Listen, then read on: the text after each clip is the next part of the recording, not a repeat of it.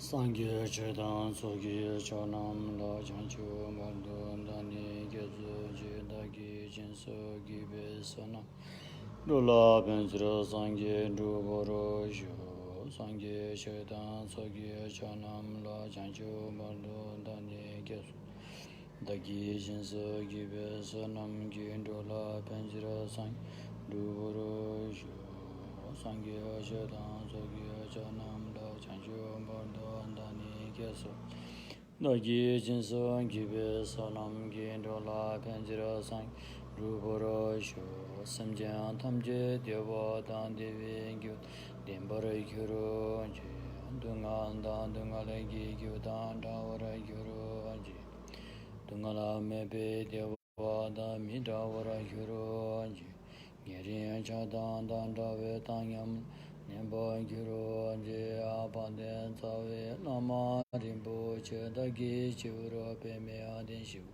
Kadin chenpe gongne jason te kuson to ge ngandu sandu so saji buji jujin mendo tamarira lingshe nginte genpa sangye shingdo mente ambalwa dokuna namda shindo chobara sho guru buddha bodhi sato sapari Tatna mandala puja mega samandra sparan Samaye huan sanjanam ge sampada luye cheta cheta Chejan thoman tepai chege korlo kordo so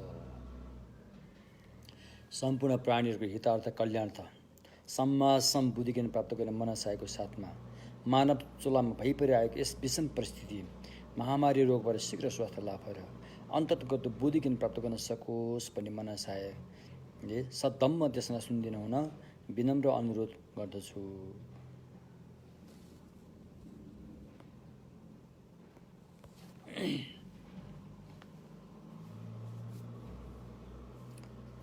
सागातावाको Krishna पक्षको द्वितीय दिन हो आज।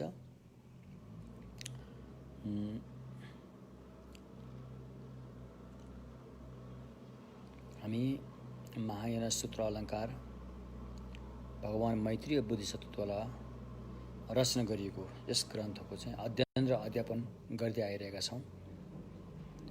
महायान सूत्र अलङ्कारमा चाहिँ भगवानले विशेष गरेर बोधिसत्व पिटक बोधिसत्वहरूको पिटकमा बताइएको जति पनि सूत्रहरू छन्, जस्तो विमलकृति सूत्र लगायत थुप्रै सूत्रहरू छन्, जस्तो सद्धर्म पुण्डरिक लगायत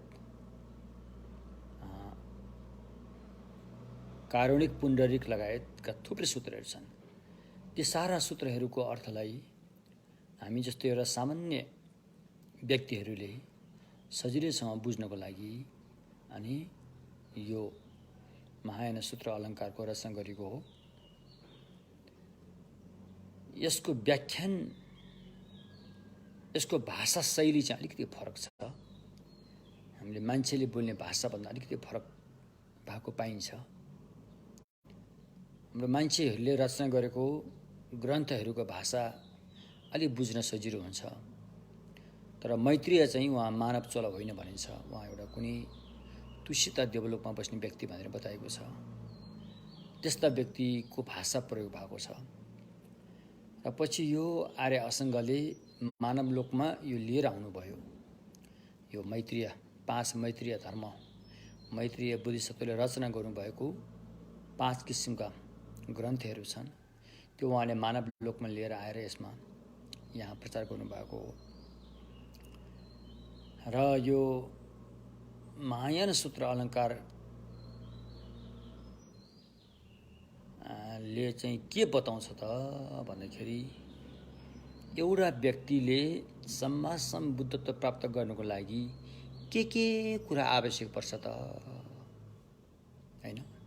एउटा व्यक्तिले सम्मा सम्बुद्धत्व भगवानको चाहिँ अवस्था प्राप्त गर्नलाई के आवश्यक पर्छ त? उसमा सुरुमै के हुनुपर्छ? आधार के हुनुपर्छ? पूर्व आधारको अभ्यास के हुन्? अभ्यासको खुड्किलो कसरी चढ्ने हो? अभ्यास गर्दाखेरि हरेक खुर्किलोमा अनि भिन्न भिन्न खालका अनुभवहरू जागेर आउँछन्। ती अनुभूतिहरू के हुन् त? हरेक खुर्किलोमा त्याग्नुपर्ने अज्ञानताहरू आउँछन्। ती कुन खुर्किलोले के अज्ञानताहरू त्याग्न सक्छ? र हरेक खुर्किलोमा प्राप्त हुने सद्गुणहरू के हुन्? यी सारा कुराहरू चाहिँ समेटिएर महायान सूत्र अलङ्कारमा बताइएको छ। र यो महायान सूत्र अलङ्कार अभ्यासमा उतार्दाखेरि 10वटा बुन्दाहरू जस्तो कुल गोत्रबाट सुरु गरेर 10वटा बुन्दाहरूलाई अपनाएको छ। हामीले गोत्रको बारेमा चर्चा परिचर्चा गरिसक्यौँ। अनि शरणगमन, भगवानको शरणमा जानुपर्ने कुराको बारेमा पनि हामीले चर्चा परिचर्चा गरिसक्यौँ। अब हामी तेस्रो बोधिचित्त उत्पादको बारेमा चर्चा गर्दैछौँ। यस महायान सूत्रमा अहिले भोट भाषामा अनुवाद भएको लगभग 800 श्लोक छ अरे। मैले एक श्लोक गरेर त गर्न भ्याएको छैन, तर विद्वानहरूले भनेअनुसार 800 श्लोकहरू छन् रे। श्लोक 4वटा लाइनलाई एक श्लोक भनिन्छ। त्यस्तो 800 श्लोकहरू छन् रे। जम्मा अध्यायको हिसाबले, परिच्छेदको हिसाबले 22 परिच्छेद, 22 अध्याय च्याप्टर छन् रे। अब यसको व्याख्यान चाहिँ थुप्रै छन्। भारतका चाहिँ अनि विद्वानहरूद्वारा पनि व्याख्या थुप्रै गरिएको छ। भोटका विद्वानहरूदेखि अन्य पनि थुप्रै व्याख्यान होलान्। त्यो सबै दर्शन गर्न पाएको छैन, हामीले हेर्न पाइरहेका छैनौँ।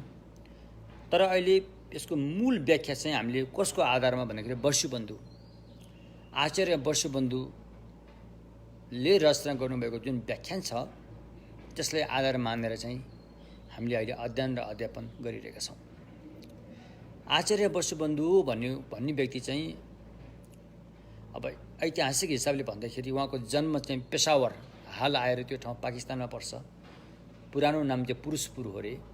पछि गएर बिस्तारै अपभ्रंश भएर त्यो ठाउँको नाम चाहिँ पेसावर भयो। र पेसावरमा जन्म लिनुभएका आचार्य वसुबन्धु, उहाँको दाई, आफ्नै शाक्य दाई आर्य असङ्ग हुनुहुन्छ। उहाँको पनि एउटा व्याख्यान छ। तर आचार्य वसुबन्धु चाहिँ एकदमै बौद्ध धर्ममा चाहिँ नाम कहलिएका, उहाँलाई यतिसम्म सम्मान दिएको थियो कि दोस्रो बुद्ध भनेर पनि सम्मान दिइन्छ। दोस्रो बुद्ध किन भनिन्छ भन्दाखेरि भगवान बुद्धको शासनमा त धेरै योगदान दिने व्यक्ति भएकोले, भगवानको शासनमा एकपक्षीय मात्रै होइन कि भगवानको शासन जति पनि जीवित रहेका सारा भगवान बुद्धको शासनमा चाहिँ आफूले अध्यापन गरेर योगदान दिएको व्यक्तिहरूलाई चाहिँ दोस्रो बुद्धको दर्जामा राखिन्छ। उहाँ समयक्षम बुद्ध हो नहो त्यो फरक कुरो हो, तर उहाँले दिएको योगदानको हिसाबले उहाँलाई विद्वान वर्गले चाहिँ दोस्रो बुद्धको दर्जा दिन्छ। त्यस्तै आचार्य वसुबन्धु पनि दोस्रो बुद्धको चाहिँ दर्जा पाउनुभएको व्यक्ति हो। भलै उहाँले भनिन्छ कि अहिले हाम्रो आचार्य चन्द्रकृतिले रचना गर्नुभएको यो माध्यमिक अवतार भाष्यमा आचार्य वसुबन्धुले दर्शन मार्ग प्राप्त गर्नुभएको छैन जस्तो कुरा त्यहाँ उल्लेख गरिएको छ। भलै त्यहाँ त्यस्तो भनेको भए तापनि उहाँ धेरै विद्वान व्यक्ति हो।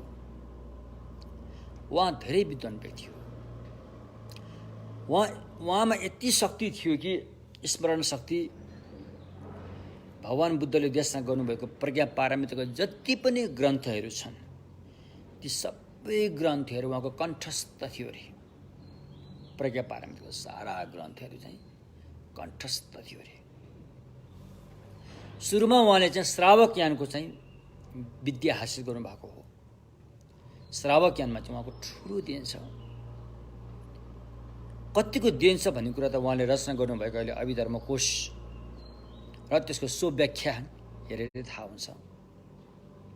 त्यसपछि उहाँको आफ्नो दाई असङ्गको प्रेरणाबाट बोधिसत्व यानमा लाग्नुभयो। यता पनि ठुलो योगदान छ उहाँको। उहाँले रचना गर्नुभएको चाहिँ 8वटा प्रकरण लगायतका ग्रन्थहरू थुप्रै छन्। त्यसकारण उहाँ नालन्दा विश्वविद्यालयमै अध्यापन पनि गरेर बस्नु भएको भन्ने कुरा उल्लेख गरिएको छ। तर अधिकांश उहाँको समय चाहिँ अयोध्या, अहिलेको अयोध्या भन्ने ठाउँ, पछि आएर अयोध्या नाम धेरै पछि बसेको हो। पहिला त्यो ठाउँको नाम भगवानको पालामा अयोध्या भनिँदैन, साकेत भनिन्थ्यो। साकेत भन्ने ठाउँमा बसेर चाहिँ त्यहाँका राजाको चाहिँ एउटा चाहिँ राजगुरु बनेर अनि भगवान बुद्धको शासनलाई चाहिँ योगदान दिनुभएको कुराहरू छ। जब उहाँले अभिधर्म कोशको रचना गर्नुभयो, त्यो अभिधर्म कोश एउटा वैभाषिक सिद्धान्तसँग सम्बन्ध थियो। वैभाषिक सिद्धान्तको चाहिँ जुन के अरे मेरुदण्ड जस्तै मानिन्छ त्यसलाई, अभिधर्म कोशलाई। अब वैभाषिक पनि एउटा चाहिँ काश्मीरी वैभाषिक भन्नेहरू छन्। काश्मीरतर्फ भगवान बुद्धको शासन फैलिएको थियो, त्यहाँ फैलिएको जुन वैभाषिक सिद्धान्तलाई काश्मीरी वैभाषिक भनिन्छ। अनि काश्मीरी वैभाषिकको हिसाबले उहाँले अभिधर्म कोशको रचना गर्नुभएको, जुन अहिले आएर मूल संस्कृतमा पनि त्यो छ, पाइन्छ। अन्य भाषामा पनि थुप्रै भाषामा छन्। अझै भनियो भने चाइना, जापान, कोरिया यस्ता ठाउँमा चाहिँ भगवान बुद्धको जति पनि शासन फैलियो, यसको श्रेय पनि वसुबन्धुलाई नै जान्छ। वसुबन्धुकै परम्पराबाट आएका उहाँका शिष्यहरू कोही कारणले यसरी आज उत्तरी भेगमा फैलिएको बौद्ध धर्म, भगवानको शासन चाहिँ उहाँको ठुलो देन छ वसुबन्धुको। स्वयं भगवानले पनि वसुबन्धुको बारेमा भविष्यवाणी गर्नुभएको कुराहरू सूत्रहरूमा उल्लेख भएको पाइन्छ। भविष्यमा यस्तो बेलामा एउटा चाहिँ ब्राह्मणकै कुलमा भए तापनि भ भन्ने अक्षर, नामको सुरुमा ब भन्ने अक्षर भएको व्यक्तिको यस्तो भगवान बुद्धको शासनलाई योगदान दिनुहुन्छ भनेर स्वयं भगवानले नै भविष्यवाणी पनि गर्नुभएको छ। ब भने वसुबन्धु। अनि उहाँले जुन यो अभिधर्म कोशको रचना गरेर काश्मीरतर्फ पठाइदिनु भयो, त्यो ग्रन्थ देखेर काश्मीरका विद्वानजनहरू खुब हर्षित भए।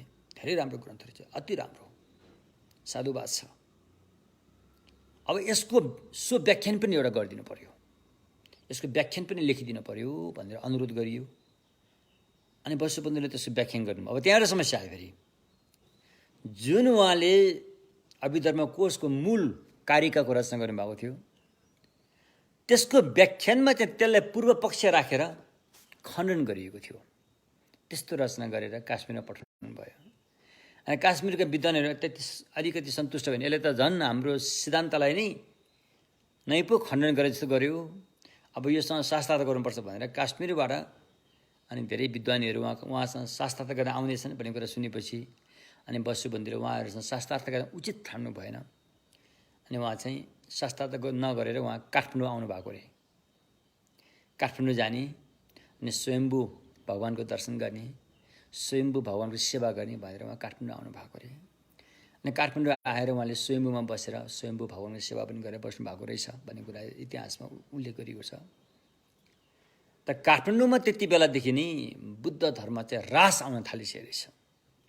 भगवानको शासनमा चाहिँ धेरै कमजोर भइसकेको रहेछ भन्ने कुरा चाहिँ वसुबन्धुको जीवनीबाट थाहा हुन्छ। उहाँले काठमाडौँमा आएर के देख्नु भएछ भन्दाखेरि एउटा चाहिँ निराश हुने घटना देख्नु भएछ। एकजना मान्छे भिक्षुको लुगा लगाएर खेतमा गोरु जोत्दै रहेछ अरे। भिक्षुको लुगा लगाएर गोरु जोत्ने कुरा आउँदैन। भिक्षुको लुगा लगाएर खेतमा गोरु जोत्दै रहेछ अरे। त्यो देखेर चाहिँ वसुबन्धुले ओहो, अब भगवानको शासन चाहिँ धेरै बेर बदला जस्तो छाँट छैन भन्ने एकदम निराश भएर अनि स्वयम्भूमा बसेर अनि उहाँले चाहिँ उष्णिष्य विजय भन्ने एउटा ज्ञानको बुद्ध हो, आयुको बुद्ध हो, उहाँको एउटा लामो मन्त्र छ उष्णिष्य विजय। यसलाई भोट भाषामा नामग्यालमा भनिन्छ। अनि उहाँको मन्त्र चाहिँ जप्यो भने एकदमै आयु लामो हुन्छ, अकाल मृत्युबाट बचिन्छ भन्छन्। सुल्टो जप्यो भने, तर त्यही मन्त्रलाई उल्टो जप्यो भने फेरि आयु छुटिन्छ अरे। अनि उहाँले चाहिँ त्यो मन्त्रलाई उल्टो बाटो जपेर अनि आफ्नो आयु टुङ्ग्याएर यसरी भएको। र अनि उहाँको चाहिँ पार्थिव शरीरलाई स्वयम्भूको अहिले जहाँ मोटरहरू पार्किङ गर्ने ठाउँ छ त्यस्तो अलिकति माथि एउटा ठुलो स्तूप हो त्यो स्तूपा नै वसुबन्धुको स्तूपा हो। अनि उहाँ चाहिँ त्यहाँ उहाँको पार्थिव शरीरलाई चाहिँ त्यहाँ राखेर संस्कार गरेको हो भन्ने कुराहरू छ।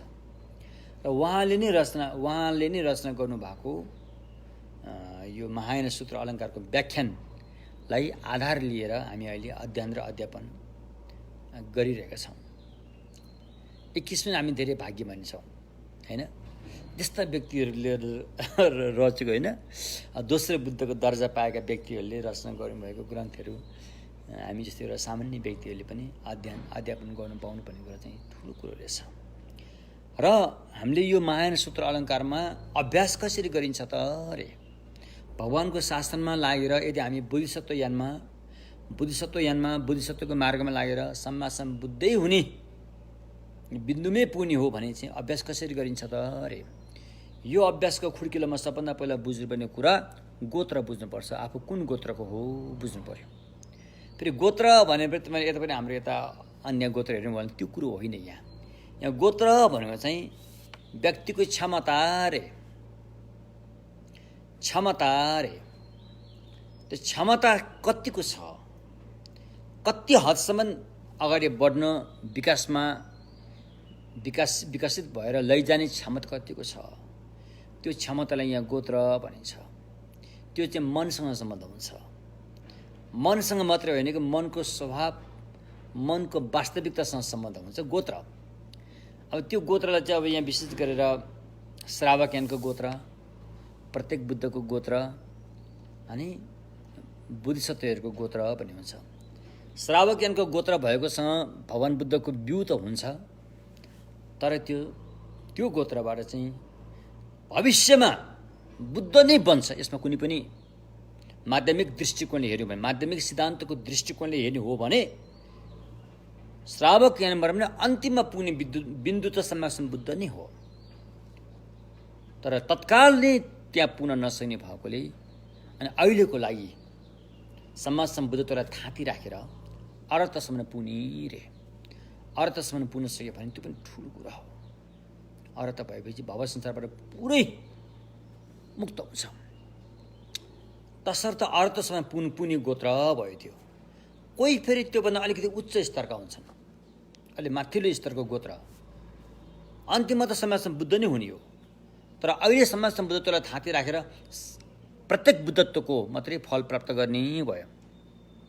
त्यसलाई चाहिँ के भनिन्छ, प्रत्येक बुद्ध प्राप्त गर्ने भयो। त्यसपछि एकदमै उच्च स्तरको चाहिँ क्षमता भएको व्यक्ति अरहत्तमा र प्रत्येक बुद्धमा थकाइ नमारिकनै सिधै सम्मा सम्बुद्धमै जाने रे, त्यो चाहिँ बोधिसत्व याना भनिन्छ। त्यस्ता गोत्र भएकाहरू पनि हुन्छन् होइन। जस्तो हाम्रो शाक्यमुनि बुद्ध, पहिला म बोधिसत्व हुनुहुन्थ्यो नि त, त्यस्ता गोत्र भएकाहरू चाहिँ सिधै सम्मा सम्बुद्धमै जान्छन्। र अहिले यो महायान सूत्र अलङ्कारले चाहिँ के बताउँछ भन्दाखेरि विशेष गरेर बोधिसत्वको गोत्रको बारेमा कुरा गरेको हुन्छ।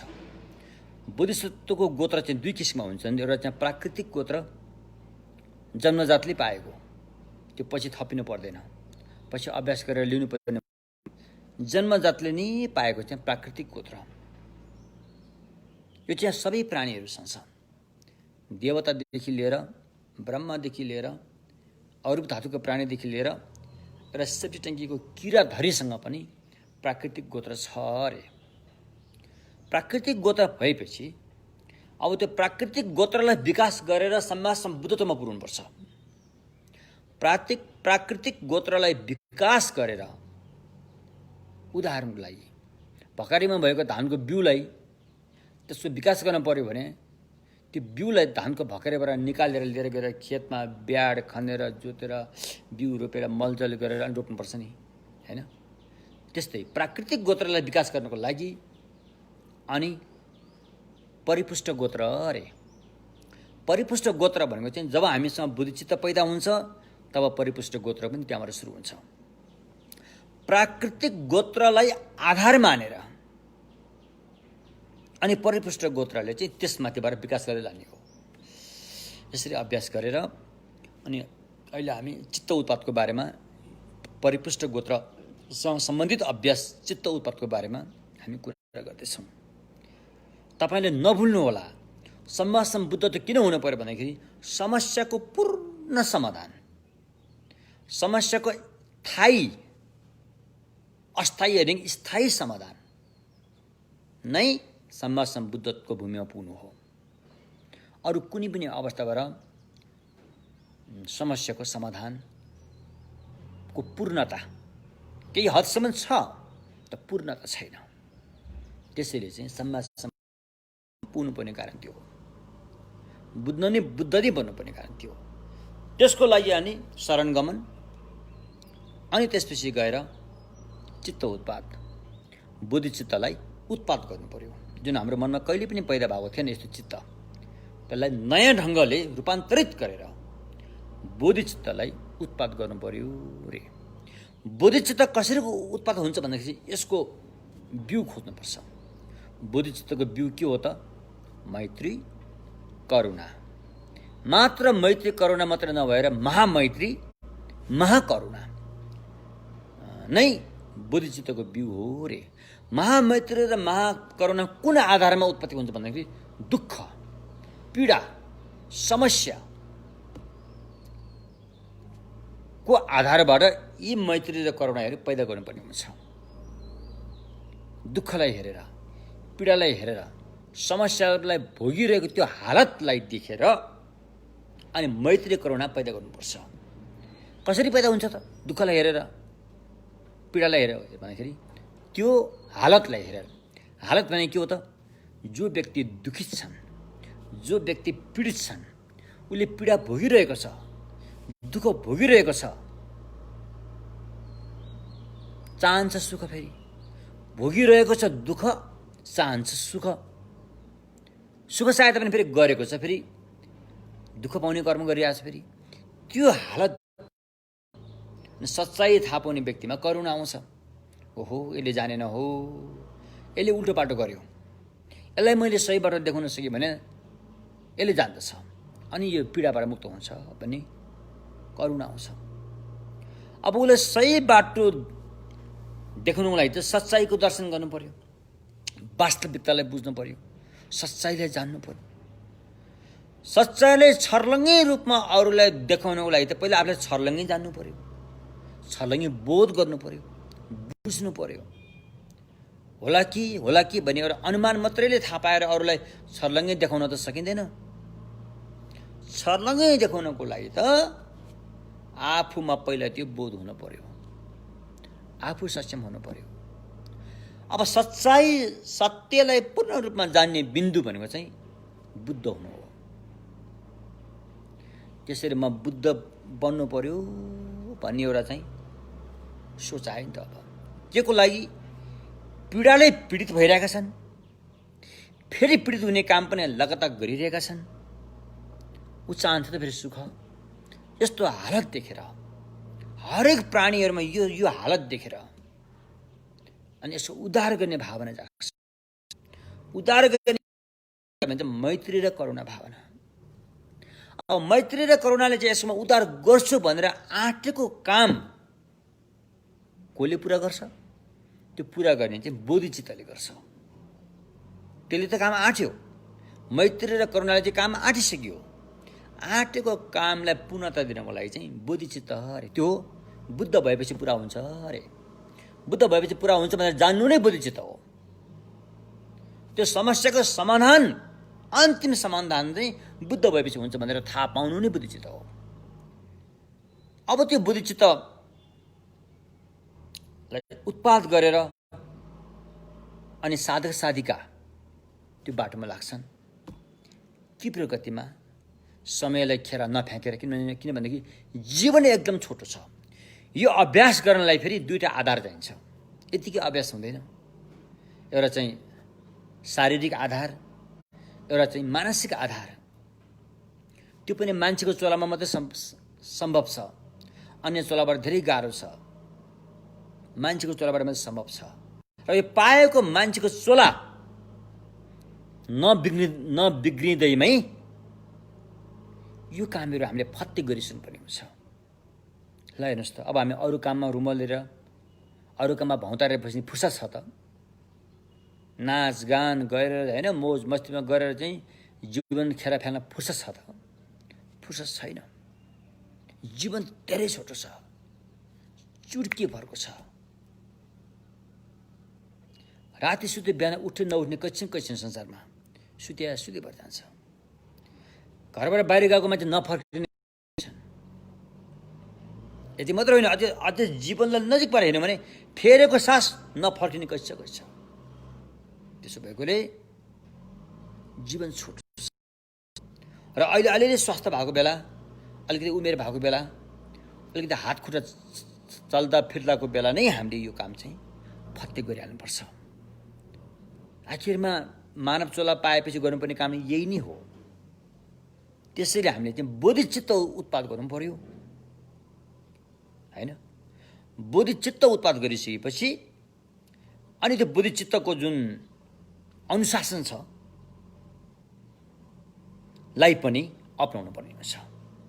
किन भन्दाखेरि त्यो पवित्र बोधिचित्त हाम्रो हृदयमा पैदा भएपछि त्यसको लागि अलिक खतराहरू हुन्छ। भर्खर उम्रेको टुसा बिरुवा हो नि त, त्यसको रेखदेख सुरक्षा राम्रो गर्नुपर्ने भएकोले त्यो सुरक्षा चाहिँ भगवानले बताएको त्यो अनुशासनको घेराभित्र बसेर अनि हामी बोधिचित्तको सुरक्षा त्यसलाई सुरक्षित राख्न सक्छौँ र त्यसलाई सपार्दै विकास गर्दै लान सक्नेछौँ। त्यही विकास गर्ने क्रममा अहिले हामी अनुशासनको कुराहरू आयो। अब बोधिसत्वको चाहिँ बोधिचित्त उत्पाद गरेर बोधिसत्वको शिलको चाहिँ घेराभित्र बस्ने व्यक्ति 3 किसिमका हुन्छन् रे।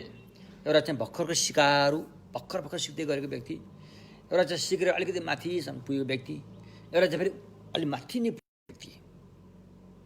3 किसिमको हुन्छन्। भर्खरको सिकारुले पालन गर्नुपर्ने कुरा धेरै पालन गर्न सक्दैन। उसले थोरै मात्रै पालन गर्नुपर्छ।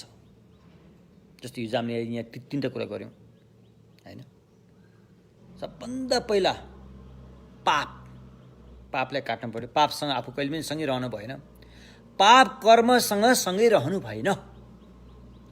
विद्वानले भनेका छन् सज्जन व्यक्तिहरू सँगै सुत्दैनन्, एक रात पनि पापसँगै राखेर सुत्दैनन्। सकेसम्म त पाप गर्दैनन्। यदि भइहाल्यो भने त्यसलाई काटिहाल्छन्, पापलाई काटिहाल्छन्। अनि आफू निष्पाप भएपछि मात्रै उनीहरू सुत्छन्। राति सुत्दाखेरि पनि निष्पाप भएपछि मात्रै उनीहरू सोच्छन्। यस्तो किसिमले सबैभन्दा पहिला पाप काट्नु पर्यो। त्यसपछि गएर अनि म समाजमा बुद्ध नै बन्छु भन्ने भावना चाहिँ अटुट हुनु पर्यो। किनकि समाधान त्यहाँनिर छ। हामीले यहाँ संसारले जेसुकै समाधान गरे पनि यो समाधान दिगो होइन। पैसा कमाउला, जागिर राखौँला, घर बनाउला, यो गरौँला नि, यो समाधान दिगो होइन। यो अस्थायी समाधान हो। केही क्षणको लागि मात्रै समाधान हो। यो दिगो समाधान भनेको चाहिँ बुद्धत्व प्राप्त गर्ने हो। त्यसकारण मानव चोला पाएर गर्नुपर्ने काममा श्रेष्ठ काम चाहिँ बुद्धत्व प्राप्त गर्ने काम चाहिँ सर्वश्रेष्ठ काम हो। त्यसैले बुद्धत्व प्राप्त गर्नको लागि बोधिचित्त उत्पाद गरेर अनि भगवानले सिकाएको अनि एउटा फेरि अनि अर्को चाहिँ फेरि अलि सिकेर अलि माथि पुगेपछि फेरि मध्यम स्तरको दर्जा पाइसकेपछि अनि त्यो व्यक्तिले चाहिँ नि 4वटा कुरा नितान्त उसले चाहिँ बुझ्नुपर्ने हुन्छ। अहिले हामीले जति पनि सिल लिन्छौँ, भिक्षुको सिलहरू, प्रायः जस्तो सिलहरू चाहिँ आजीवनको लागि मात्रै लिइरहेका हुन्छौँ। आजीवन बाँचुन्जेल यो चोलाको लागि मात्रै लिएको हुन्छौँ। यो चोलासम्म मात्रै लिएको हुन्छौँ भनौँ न। तर बोधिसत्वको अनुशासन त जबसम्म बुद्ध हुँदैन तबसम्म लिइरहेको हुन्छ। समाजसम्म बुद्ध नहुन् त्यससम्म लिइरहेको हुन्छ। अब समस्या कहाँनिर आउँछ भन्दाखेरि यसरी लिइसकेपछि भोलि हामी मरेर गइसकेपछि अर्को चोला लिँदाखेरि हामीलाई यो याद हुन्छ कि हुँदैन अरे? पहिलो जुनीमा हामीले चाहिँ बोधिसत्वको सिल लिएको कुराहरू अब यो जुनीमा आएर याद हुन्छ कि हुँदैन अरे? याद भयो भने त ठिकै भयो। यदि याद भएन भने त्यहाँ खतरा भयो। किनकि उसले आफूले सिल लिएको थाहा पाएको छैन भने, उसले त्यो सिलको त्यो विपरीत काम गर्यो भने त्यहाँ त आपत आउँछ। सिलको उल्लङ्घन हुने काम भयो भने त्यहाँ त आपत आउँछ। थाहा पाउने कसरी? त्यसकारण बुद्धिसत्वले यो चारवटा कुराहरू अपनायो भने उसको चाहिँ पहिलो चोलामा बुद्धिसत्व चित्त उत्पाद गरेको सिल लिएको छ भने उसलाई याद हुन्छ अरे। कुन कुन चार भन्दाखेरि सबभन्दा पहिला चाहिँ जानिकन झुटो बोल्नु हुँदैन अरे। अरूलाई छल कपट गर्ने, लुच्चाइ गर्ने, हैन, अरूको टाउको घुमाउने, यस्तो खालको सोच राखेर अरूले सुन्नी गरेर चाहिँ झुटो बोल्ने यस्तो गर्नु हुँदैन अरे।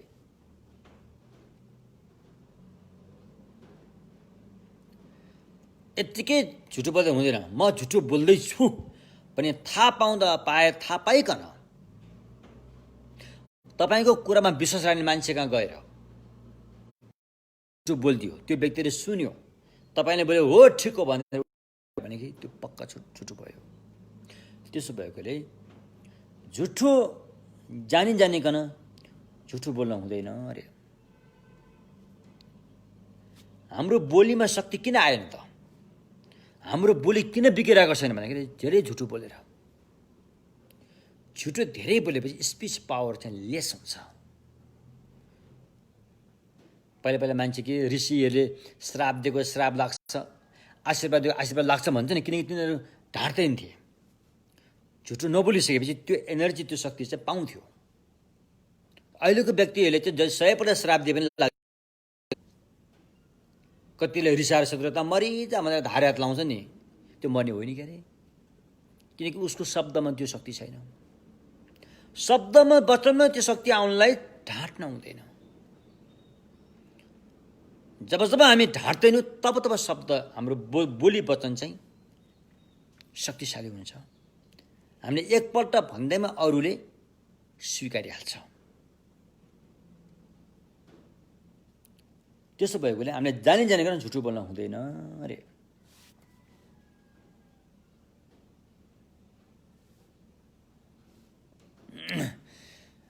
अनि समाजमा रहँदाखेरि, समुदायमा, अब हामी त्यो एउटा सामाजिक प्राणीहरू भयो नि त, समाजमा रहन पनि हुन्छ। समाजमा रहँदाखेरि छल कपट नगरिकन रहन सक्नुपर्छ। दोस्रो हैन, भन्नुको तात्पर्य हामी समाजमा रहँदाखेरि सबैको भलो होस् भनी चिताएरै रहनुपर्छ। कुभलो चिताएर रह्यो भनेदेखि फेरि उसको स्मरण शक्ति खतम हुन्छ। अर्को चोलामा, यो चोलामा आफूले के गरेको कुराहरू उसले सम्झन सक्दैन। त्यसै समाजमा रहँदाखेरि मनबाटै भए तापनि सबैको भलो होस् भन्ने भावनाले रहनुपर्छ। यदि आफूले सकिन्छ भने शरीरले पनि अरूलाई मद्दत दिने, यदि त्यो अवस्थामा आफू छैन भने मनको भावनाले भए पनि सबैको भलो होस् भन्ने इच्छा रहने, न कि छलकपट गरेर। दोस्रो यो भयो। त्यसपछि तेस्रो चाहिँ जो व्यक्ति बुद्धिसत्व हुनुहुन्छ, सिद्धे समाजमा बुद्धत्व प्राप्त गर्न चाहनुहुन्छ, त्यस्ता व्यक्तिहरूलाई शास्तारे निर्वाणको बाटो देख कल्याण मित्रको रूपमा स्वीकार्ने, उहाँहरूको सम्मान गर्ने, बुद्धिसत्वहरूलाई चाहिँ शास्ताको रूपमा स्वीकार्ने। शास्ता भने हुन त हामीले भगवानलाई पनि शास्ता भन्छौँ, भगवान बुद्ध शास्ता भन्छौँ। त ती बुद्धिसत्वहरूलाई पनि भगवान जस्तै गरेर उहाँ सद्गुणको हिसाबले त बुद्धिसत्व त भगवान आकाश पतालै फरक पर्छ। भगवान कहाँ हो हैन, बुद्धिसत्व तलै स्तरमा होलान्, तर काम गराएको हिसाबले चाहिँ मिलोजुलो छ। भगवानले पनि अरूको हित गर्नुहुन्छ, बुद्धिसत्वले पनि अरूकै हित गर्नुहुन्छ। त्यस्तो हिसाबले बुद्धिसत्वहरूलाई चाहिँ शास्त्रको मेरो चाहिँ मार्ग देखाउने गुरु हुनुहुन्छ भनेर यसरी मान्न पर्यो। त्यस्तो हैन, भनेको तात्पर्य ती बुद्धिसत्वहरूलाई निन्दा नगरिकन ती बुद्धिसत्वहरूको सद्गुणको चाहिँ दशै दिशामा प्रचार प्रसार गरिदिनु पर्यो। ओहो, बुद्धिसत्व त यस्ता हुँदो रहेछन् है, बुद्धिसत्व उस्ता हुँदो रहेछन् है, उहाँहरू भनेको महान हुनुहुँदो रहेछ, उहाँलाई देखाएको मार्गमा गएपछि घाटा छैन, नोक्सान छैन, फाइदै फाइदा छ। अहिले यहीँ पनि फाइदा छ। जति बेला तपाईँलाई बोधिसत्वमा पाइला टेक्नुभयो त्यहाँदेखि फाइदा सुरु भयो। नाफै नाफा छ, घाटा छैन भनेर बोधिसत्वहरूको चाहिँ प्रशंसा गर्नुपर्छ। अरू साथी मित्रहरूलाई पनि बोधिसत्वको बारेमा प्रशंसा गर्न सक्नुपर्छ। यसो गर्यो भने पहिला जुनीको हामीलाई याद आउँछ अरे, हामी बिर्सने छैनौँ।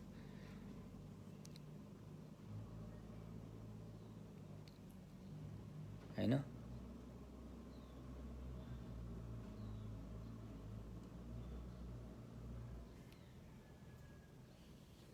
यो बोधिसत्वलाई चाहिँ शास्ता आफ्नो मार्गदर्शकको रूपमा स्वीकार्नुपर्छ, न कि उसलाई निन्दा गर्ने। यसरी बुझ्नु पर्यो। त्यसपछि गएर चौथो लिनुपर्ने कुरा चाहिँ अनि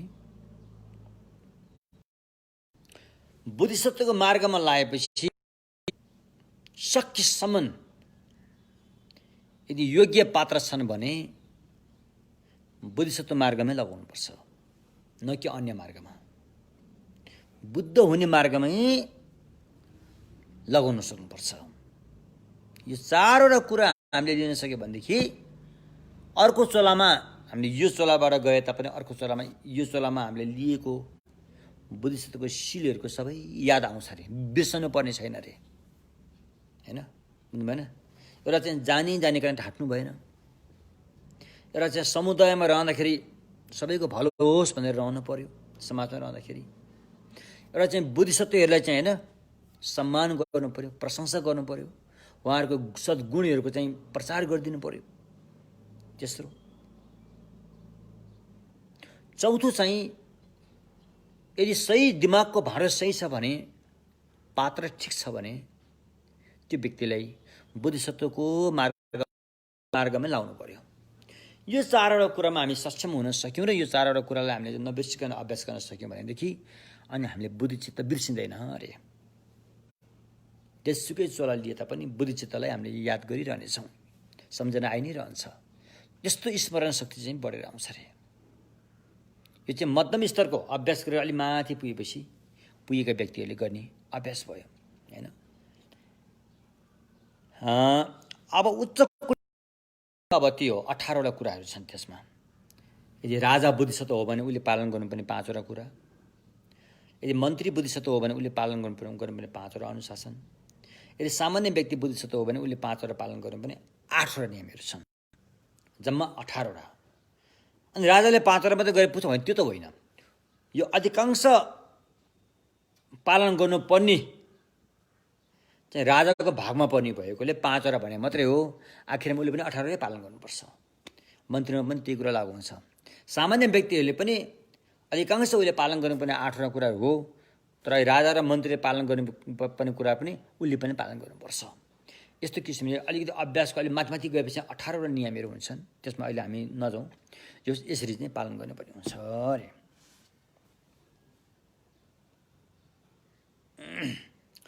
अब यस्तो किसिमले बोधिचित्त उत्पाद गरिसकेपछि प्रस्थान बोधिचित्त चाहिँ प्रणिधि बोधिचित्तबाट उत्पाद हुन्छ अरे।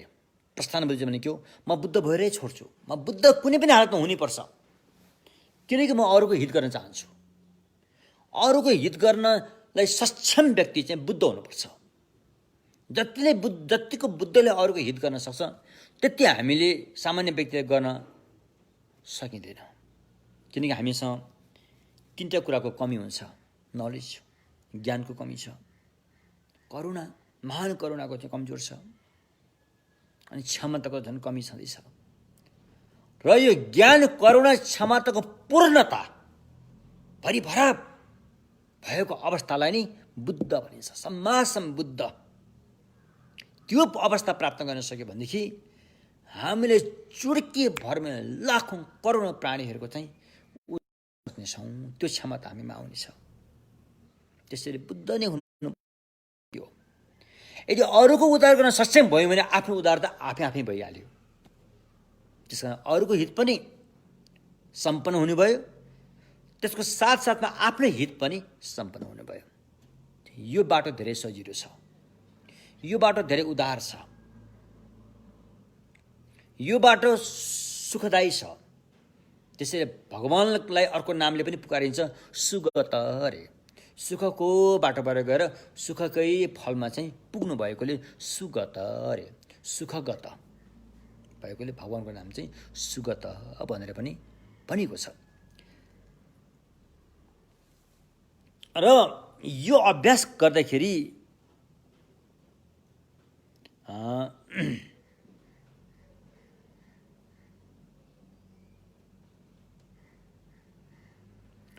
तपाईले दुईटा कुरा त्याग्नै पर्ने हुन्छ यो बाटोमा हिँड्दाखेरि। बोधिसत्वको बाटोमा हामी हिँड्ने हो भने हामीले दुईटा कुरालाई छोड्नुपर्ने, फ्याँक्नुपर्ने हुन्छ। होस् चाहे त नराम्रो होस्, दुईटा कुरालाई तपाईले फ्याँक्न सक्नु पर्छ, अनि मात्रै तपाईँ यो बाटोमा हिँड्न सक्नुहुन्छ। कुन कुन दुईटा कुरा? एउटा कुरा भयो भव संसार। भव संसारप्रतिको आसक्तिलाई छोड्नुपर्छ। भव संसारप्रतिको आसक्ति छोड्नलाई भव संसारको चाहिँ दोष, गल्ती, समस्यालाई राम्ररी मनन गर्नुपर्छ, राम्ररी चिन्तन गर्नुपर्छ। तब मात्रै हामीले भव संसारलाई छोड्न सक्छौँ। अन्यथा छोडी भने पनि यो पछि लाउँदै आउँछ, छोडिँदैन। जबसम्म यसको दोष, गल्ती हामीलाई थाहा हुँदैन तबसम्म हामीले यसलाई छोड्न सक्दैनौँ। सानो उदाहरण, काठमाडौँभित्रको सार्वजनिक टोयलेटहरू हुन्छ नि। काठमाडौँमा रहेको सार्वजनिक टोयलेटभित्र तपाईँ बाथरुम जाँदाखेरि त्यो भित्र तपाईँ धेरै बेर बस्न सक्नुहुन्न। आफ्नो काम सकेपछि तुरुन्तै बाहिर आउनुहुन्छ, किनकि त्यो भित्र दुर्गन्ध छ, त्यो भित्र फोहोर मैला छ। त्यहाँ धेरै बस्यो भने रोग सर्ने सम्भावना हुन्छ। यस्तो धेरै गल्ती देखेपछि नै तपाईँले त्यहाँ त्यो भित्र छोडेको हो। यदि अब बाहिरको विदेशको सफा बाथरुम भयो भने मान्छे बस्छ नि, 1 घन्टासम्म बस्छ त्यही भित्र, आराम गरेर बस्ला हैन। हामी किन त्यहाँबाट काठमाडौँको सार्वजनिक बाथरुमबाट किन छिटो बाहिर निस्कन्छौँ भन्दाखेरि चाहिँ हामीले त्यहाँको गल्ती थाहा छ, त्यहाँको दोष थाहा छ, त्यो भित्रको समस्या थाहा छ। त्यसै यो भव संसारको पनि यस्तो दोष, गल्ती देख्न सक्नु पर्यो। यसलाई कीटाणुका साथ स्वीकार्न सक्नु पर्यो। तब मात्रै यहाँबाट उम्किन मनाउँछ, अनि उम्किने बाटो खोज्नु मनाउँछ। अन्यथा आउँछ यहीँ सुख छ, यहीँ मस्ती छ, यहीँ मोज छ, हामी हृष्टपुष्ट छौँ क्यारे, हामी बलवान छौँ क्यारे, हामीसँग 2 पैसा खेलाउनु पनि छ क्यारे, हाम्रो बोली पनि यहाँ बिकिरहेका छ क्यारे। यस्तो सोच आयो भने ऊ भवसागरबाट उम्कन चाहँदैन, ऊ यहाँ फसेर रहन चाहन्छ। तर उसले जान्दैन यो कुरा कि भविष्य ऊ कुनतर्फ जानेछ, कस्तो दर्दनाक बाटोमा ऊ हिँड्दैछ, यो उसले थाहा हुँदैन। जब उसले थाहा पाउँछ त्यो ढिलो भइसकेको हुन्छ, अति ढिलो भइसकेको हुन्छ। त्यसैले त्यो ढिलो हुनुभन्दा पहिला नै थाहा पाएर अनि हामी भव संसारबाट चाहिँ निस्किनेतर्फ, भव संसारमा डुब्नेतर्फ होइन कि भव संसारको दलदलबाट निस्किनेतर्फ हामी लागिहाल्नुपर्छ। त्यसैले पहिला यो भव संसारको कुरा बुझ्नु पर्यो। त्यसपछि निर्वाणलाई, अब निर्वाण त राम्रो हो नि फेरि, तर यो बोधिसत्वको मार्गमा निर्वाणलाई पनि छोड्नु भनेको छ। हेर्नुहोस् है, यहाँ निर्वाणलाई पनि थाती राखिदिनु रे भनेको तात्पर्य। निर्वाण प्राप्त गरिन्छ, अरहत भएपछि निर्वाण प्राप्त हुन्छ, प्रत्येक बुद्ध भएपछि निर्वाण प्राप्त हुन्छ।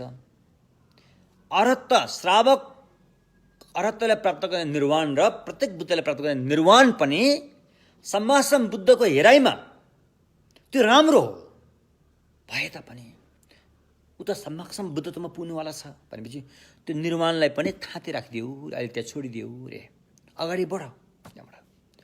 हो, त्यस्तो किसिमको निर्वाणलाई पनि छोड्न सक्नु पर्यो, भव संसारलाई पनि छोड्न सक्नु पर्यो। यो दुईवटा कुरालाई छोड्न सकेर चाहिँ अनि तपाईँको मन चाहिँ अप्रतिष्ठित निर्वाणले, भगवानको निर्वाण, सम्मा सम्बुद्धले प्राप्त गरेको निर्वाणतर्फ मनलाई तानिनुपर्छ। त्यसतर्फ मनलाई झुकाएर त्यसतर्फ चाहिँ लगाव गरेर लगाउनुपर्छ अरे। अब यसरी चाहिँ यो दुईवटा कुरा त्यागिसकेपछि अब हामीसँग बोधिसत्व, बोधिचित्तको त्यहाँ टुसा त उम्रिसक्यो। अब यसलाई चाहिँ सपारेर लानुको लागि चाहिँ अनि केही सगुनहरू पनि अब सगुन पनि चाहियो नि, त्यहाँ सगुन पनि चाहियो नि। फेरि तपाईँलाई सगुन भन्दाखेरि छ्याङछ्याङ होला भनेर त्यो नसोच्नु होला। एउटा घटना छ, मिलरेपा गुरुको एउटा घटना छ। अब मिलरेपा भन्ने व्यक्ति त अब उहाँ पनि अब त्यस्तै त छ, उहाँ पनि एक किसिमले अङ्गुलीमाला जस्तै पहिला त धेरै खराब काम गर्नुभएको हो होइन, मान्छे पनि हत्या भएको उहाँबाट। उहाँ एकदम ब्ल्याक म्याजिक खेल्नुहुन्थ्यो मिलरेपा। पहिला सद्धम्ममा लाग्नुभन्दा पहिला उहाँ चाहिँ एकदमै डरलाग्दो व्यक्ति हो। अहिले हाम्रो ठेट नेपाली भाषामा हो भने उहाँले बोक्सी मन्त्र सिक्नु भएको थियो ल, हेर्नुहोस् है। अब बोक्सी मन्त्र भने त अब अहिले त यो वैज्ञानिकले पुष्टि त्यसो गर्दैन, तर चलाउनेले चलाइरहेको हुन्छ, खेल्नेले खेलिरहेको हुन्छ है। अब त्यो कतिको लाग्छ लाग्दैन त्यो थाहा छैन, तर मिलरेपालाई चाहिँ मजासँग खेल्नु भएको उहाँले होइन। उहाँको त्यस्तै घटना परिस्थिति त्यस्तै थियो, उहाँको परिवार शत्रु लाग्यो होइन। शत्रु लागेर नै उहाँको आमा, उहाँको बहिनी उहाँलाई धेरै हेला भयो। अब त्यस्तोबाट त्यो धेरै त लामो कथा छ यो कथा भन्यो भने 14-15 दिन लाग्छ, अहिले नभनौँ। अनि त्यो शत्रुको बदला लिने के भएर लिने? अब लडौँ भने आफूसँग शरीरमा ताकत छैन उनीहरूसँग लड्नलाई, आफ्नो धन सम्पत्ति उनीहरूले खाइरहेछन्। अनि अब पैसा आफूसँग छैन, आफू के हुन्छ बेसहारा हुन पुग्छ। त्यस्तो अवस्थामा अनि व्यक्तिले जे पाए त्यो कसरी हुन्छ, अब उसँग चाहिँ 40 दिने भएपछि अनि उसको मिलरेपाको आमाले चाहिँ अलिकति खेत थियो माइतीले दिएको, त्यो खेत पनि बेचेर अनि अलिकति सुन किनेर अनि छोरालाई, ल बाबु शत्रुले हामीलाई धेरै नै हेप्यो, हाम्रो सम्पत्ति पनि उसले खाइदियो। शत्रु भनेको फेरि अरू कोही होइन, फेरि आफन्तै हो, फेरि शत्रु प्रायः आफन्तै हुन्छ नि, मिलरेपा आफ्नै काका खलोको हो नि त। अब अनि मिलरेपा बाउ मरेपछि अब काका खलोले जिम्मा दिएको थियो के अरे। अब काका खलोले चाहिँ अब यो मेरो छोराछोरी ठुलो भएपछि मेरो सम्पत्ति फिर्ता दिनु, यो ठुलो नहुन्जेसम्म तिमीहरूले हेरचाह गरिदियो भनेर जिम्मा दिएको थियो। अब उनीहरू ठुलो भएपछि पनि दिएन, तिनीहरू त उनीहरू खाइ गरे उनीहरू धनी हुँदै गए। अनि मिलरेपाको आमा, मिलरेपाको बहिनी आफूलाई चाहिँ ठुलो अब दुःख पऱ्यो। अनि मिलरेपाको आमाले त्यो दुःख खप्न नसकेर अनि आफूसँग भएको त्यो माइक खेत दिएको थियो, ल यो गरी खाऊ भनेर त्यो खेत धरी बेचेर अलिकति सुन किनेर अनि छोरा, ल छोरा हामीलाई शत्रुले अत्यन्तै सतायो, हामी बेसहारा भयौँ, हाम्रो सम्पत्ति सबै उनीहरूले खायो, तर यसको बदला लिनुपर्छ। ल यो सुन छ, यो सुन लिएर जा, राम्रो बोक्सी मन्त्र सिकाउने गुरु कहाँ छ त्यो खोज, सिक, अब हामी यस्तो किसिमले उसलाई बदला दिन्छौँ भनेर यस्तो सिकाएर पठायो आमाले बिचरा है। अनि मेरो गुरु जानुभयो, त्यस्तो गुरु पनि भेट्यो। भेटेपछि उसको सबै कहानी सुनेपछि गुरुलाई पनि दया आएछ, हुन्छ म तँलाई सिकाइदिन्छु, तर तँ यो विद्यामा पुरा हुन्छ हुँदैन यो चाहिँ तेरै हातमा हो, तेरै मेहनतमा भर पर्छ भनेर सिकाएछ। उसले पनि अब आमाको कुरा हो, आमाले त त्यहाँ के भने, तैँले यो सिकेर आइनस् भने तेरो आमा शरीर मर्छ भनेछ, आत्महत्या गर्छ, तेरो अगाडि आमाले प्राण त्याग्छ भनेछ। त्यस्तो चाहिँ भएपछि अब ऊ सिरियस भएर लाग्नु पऱ्यो। सिरियस भएर लाएर उसले बोक्सीको मन्त्रमा सिद्ध गर्यो। सिद्ध गरेर अब त्यो शत्रुमाथि आक्रमण गर्न आयो। त्यो शत्रु भने काकाहरू हो। ठ्याक्क त्यो काकाको छोराको बिहा भएको दिन परेछ होइन, बेहुलाले बेहुली लिएर आउने दिन परेछ। ठ्याक्कै त्यस्तो बेलामा उनीहरूको जहाँ त्यो अब त्यो ठाउँमा घुङथाङ भन्छ नि, घुङथाङ भनेको मेरो ख्यालमा सम्भवतः त्यहाँ केरोङतिरबाट नजिकै पर्छ जस्तो मलाई लाग्छ। अनि त्यहाँ चाहिँ माथि डाँडामा गएर उसले त्यो बोक्सी मन्त्र हानिदिन्छ के, हानेर काका पनि मारिदिन्छ, बेहुली दुवै मारिदिन्छ, घर पनि भगिन्छ, काकी मात्रै बाँकी रहेछ, सबैले मारिदिन्छ, धेरै मान्छे मर्छ त्यति बेला। यसरी उहाँले धेरै नै यस्तो पाप कर्म गर्नुभएको हुन्छ नि त। अनि धेरै पाप कर्म गरेपछि अनि उहाँ फर्केर आउँदाखेरि चाहिँ आफ्नो गुरुलाई भन्नु पऱ्यो, म सक्षम भएँ, शत्रु खत्तम भयो भनेर आफ्नो गुरुलाई भन्छु भनेर आउँदाखेरि त गुरु त यो लाउने पछ्यौरा यसरी छोपेर बसिरहेछ, टाउको छोपेर बसिरहेछ अरे। अनि ओ गुरु हजुरलाई के शोक पर्यो, के पिर भएर यस्तो गरेपछि बा भन्दाखेरि अनि उहाँले भन्नुभयो अरे, हेर मेरो एकदम नजिकको साथी थियो त्यो मरेछ भन्नुभयो अरे। मिलाएर त भर्खर जवानी मान्छे हो नि त, अब मान्छे मऱ्यो भन्नेमा शोक गर्नुपर्ने कुरा के छ त, सही मर्ने त हो नि, त्यसकारण यसमा शोक गरेर त केही फाइदा छ त भन्दाखेरि होइन, त्यो कुरो होइन अरे। ऊ मऱ्यो भनेर मैले शोक गरेको होइन अरे। अनि के को लागि शोक गरेर भन्दाखेरि हामीले जुन विद्या खेलिरहेका छौँ यो राम्रो विद्या होइन अरे। यो विद्याले धेरैले मार्छ अरे, त्यसकारण मलाई अप्ठ्यारो लागिरहेछ। त्यसैले म त अब यो विद्या खेल्दिनँ। यदि तँ खेल्छस् खेल्दैनस् तेरो खुसी हो, म त खेल्दिनँ, म त अब धर्म गर्न जान्छु भनेर त्यो गुरु चाहिँ बुढो रहेछ अरे, बोक्सा मन्त्र सिक्ने गुरु चाहिँ बुढो रहेछ अरे, म अब धर्म गर्न जान्छु भनेछ अरे। अनि मिलारेबाले च्याप्प उहाँको नारी समातेर के भन्नुभएको, यस्तो तपाईँको उमेर यस्तो छ, धर्म गर्नलाई त मेहनत चाहियो, शरीरमा ताकत चाहियो, बल चाहियो, साहस चाहियो, त्यस्तो व्यक्तिले हो धर्म गर्ने। तपाईँ जस्तोले धर्म गर्ने यो उमेर एकदम गाह्रो छ। त्यसैले बरु धर्म गरेर म जान्छु, म पनि तर्छु, तपाईँले पनि तार्छु, मलाई आदेश दिनुहोस् भनेर उहाँले आँट निकालेर के मन आयो। त्यस्तो मन आएपछि ल हुन्छ त चाहिँ धर्म गर्न जा भनेर र चिठी लेखेर नि उहाँको एउटा धर्म ज्ञान सिकाउने एउटा प्राचीन परम्परा भनिन्छ। अब यताबाट भोटपास निम परम्पराको गुरु कहाँ चाहिँ उसले चिठी लेखेर पठाउँछ। अनि त्यति बेला अब सबै कति दिन हिँडेर पुग्यो होइन। अनि त्यो गुरु कहाँ गएर त्यो गुरुले पनि त्यही हो, मेरो मसँग यस्तो ज्ञान छ कि त्यो ज्ञान तैँले सही ढङ्गसँग सदुपयोग गरिस् भने आज गरिस् भने त आजै बुद्ध हुन्छस्, भोलि गरिस् भने त भोलि बुद्ध हुन्छस् चाहिँ भन्ने किसिमले उपदेश दिनुभएछ नि त। उपदेश ध्यान सबै सिकाएर उसलाई ध्यानको गुफामा राखेछ। अनि मिलारेबाले के भयो भने आजै बुद्ध हुनु जरुरी छ र, भोलिको भोलि नै बुद्ध हुनु जरुरी छ र, केही दिन त आराम गरेर बस्नु न बुद्ध हुने भन्दा पहिला भनेर गरेर ध्यान स्यान के पनि नगरी यति भन्नुभएछ अरे। अनि केही समय बितेपछि त्यो गुरुले आएर सोध्दा ए फलाना तँलाई कस्तो अनुभूति आइरहेछ त, अनुभव कस्तो जागिरहेको छ भन्दाखेरि ऊ त सुतिरहेको छ नि। खोइ गुरु मैले त अब यस्तै भइरहेछ, अब सुरु गरेँ के भनेको नि है, त पापी रहेछ, तैँले चाहिँ मेरो ज्ञानले चाहिँ तँलाई तगलाउन सक्दैन, मेरो ज्ञानले तँलाई काम लाग्ने छैन, त निस्कि भनेर त्यसलाई गुफाबाट निकालेर त चाहिँ फलान ठाउँमा जा भनेर मार्पा गुरु। मार्पा भन्ने चाहिँ एकजना खास उहाँको असली नाम चाहिँ प्रज्ञा के समथिङ के भनिन्छ होइन। त्यहाँ चलेको नाम चाहिँ मार्पा भनिन्छ। त उहाँ कहाँ जा, तँलाई ठिक पार्ने गुरु त्यो हो भनेर मलाई आदेश दिनुहुन्छ। अनि मार्पा गुरुमा पठाउनुहुन्छ। ऐसा हुन्छ। अनि मार्पा गुरुमा पुगेपछि मार्पा गुरुले त अब उहाँलाई धेरै धेरै किसिमले चाहिँ अब अहिलेको मान्छेले भन्यो भने शोषण गर्यो भन्छन् नि है। अहिलेको मान्छेले भन्यो भने मान्छेलाई शोषण भन्न चाहिँ होइन, जे भनुन्, तर मिलारेपालाई उहाँले त्यो पाप काट्नलाई धेरै तकलिफ दुःख धेरै दिनुहुन्छ उहाँले।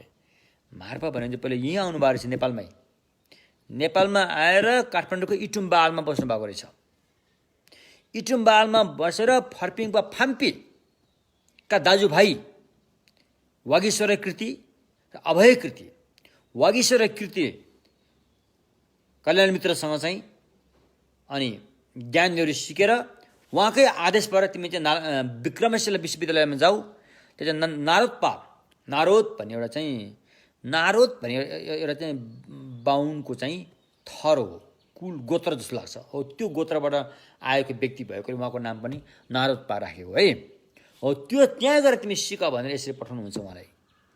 तिनै मार्पा गरेपछि फेरि भोटमा फर्केर आएर अनि मिलारेपासँग भेट हुन्छ। अनि उहाँले बेसरी उहाँलाई चाहिँ काममा दल्नुहुन्छ। 9 तला घर एक्लै बनाउन लाउनुहुन्छ। कतिपल्ट एकपल्ट मात्रै होइन, यस्तो किसिमले धेरै पीडा दिएर शरीरको छाला सबै खुइलिन्छ। यहाँ पेट छाम्छ भन्दाखेरि पछाडिको ढाडको हाड छाम्न पुगिन्छ। धन्य भगवानले 6 वर्ष तपस्या गरेको स्वरूप छ धन्य त्यस्तै हालतमा पुगिरहेको अवस्था जस्तो हुन्छ। यस्तो कठिन परिश्रम गर्दाखेरि पनि गुरुप्रति एउटा लेस मात्र पनि उहाँमा मिथ्या भावना आएन, मिथ्या सोच आएन। त्यो थियो ठुलो कुरो। अनि अन्ततः गत्तो उहाँलाई गुरुले सही ज्ञान दिनुहुन्छ। त सही ज्ञान दिएन फेरि त्यहाँ समस्या पनि हुन्छ। अनि त्यो गुरु फेरि उपासक हो, उहाँ भिक्षु होइन, उहाँको श्रीमती पनि हुनुहुन्थ्यो। अनि श्रीमतीले चाहिँ धेरै दया लागेर अब यो मान्छेको बच्चाले यस्तो काममा दले के गरेको होला अति नै भयो भनेर अनि एउटा चाहिँ चिठी लेखेर गुरु आमाले गुरुले लेखे जस्तो चिठी लेखेर अनि गुरुले थाहा नपाउने गरेर गुरुको सही गराएर त्यो चिठी चाहिँ मिलारेपालाई दिएर अनि फलाना गुरुकहाँ जाऊ भनेर चाहिँ पठाउँछ कि। अनि मिलाएर पनि त्यो फलानु गुरु कहाँ गएर अनि त्यस चिठी हेर्दाखेरि ओहो यो त आफ्नो गुरुको चिठी छ, यो यस्तो मेरो चेला हो, यसलाई चाहिँ तिमीले राम्रोसँग ज्ञान सिकाऊ भनेर आदेश दिएको चिठी छ। अब तिमी त यसरी आउनु होइन, तिमी त मेरो गुरुले यस्तै पठाउनु भएको छ, तिमी अहिले एकछिन अहिले परे वर्ष है हामी त्यसलाई स्वागत गर्छौँ भनेर ठुलो गुरुको स्वागत हुन्छ नि, त्यस्तै गरेर त्यो अर्को गुरुले स्वागत गरे रे मिलारेपालाई त। मिलारेपा के म साँच्चीकै ठुलो गुरु भएकै हो त भने पनि मनमा अलि आयो रे उहाँको है, यसोमा आयो रे। अनि उहाँले एकदमै सम्मान गरेर उहाँलाई गुफा राख्नु पऱ्यो। तर उहाँ त त्यहाँ ढाँटेको छ, गुरुले लेखेको चिठी त होइन त्यो। गुरु आमाले एकदम दया जागेर र डुप्लिकेट चिठी बनाएर गुरुको त्यहाँ डुप्लिकेट सही गराएर पठाएको छ। त्यो त सच्चाइ त उसले लुकाए त्यहाँ। जति ध्यान बस्यो भने ध्यान त आउँदैन आउने भनेपछि तिमीले केही मलाई लुकाएको छौ त कुरा भन भनेपछि अनि उहाँले सबै भन्छ। त्यसपछि फेरि फर्केर मार्पाका आएर अनि बल्ल अनि गुरुले उसलाई चाहिँ ज्ञान दिनुहुन्छ। यस्तो यो लामो घटना छ।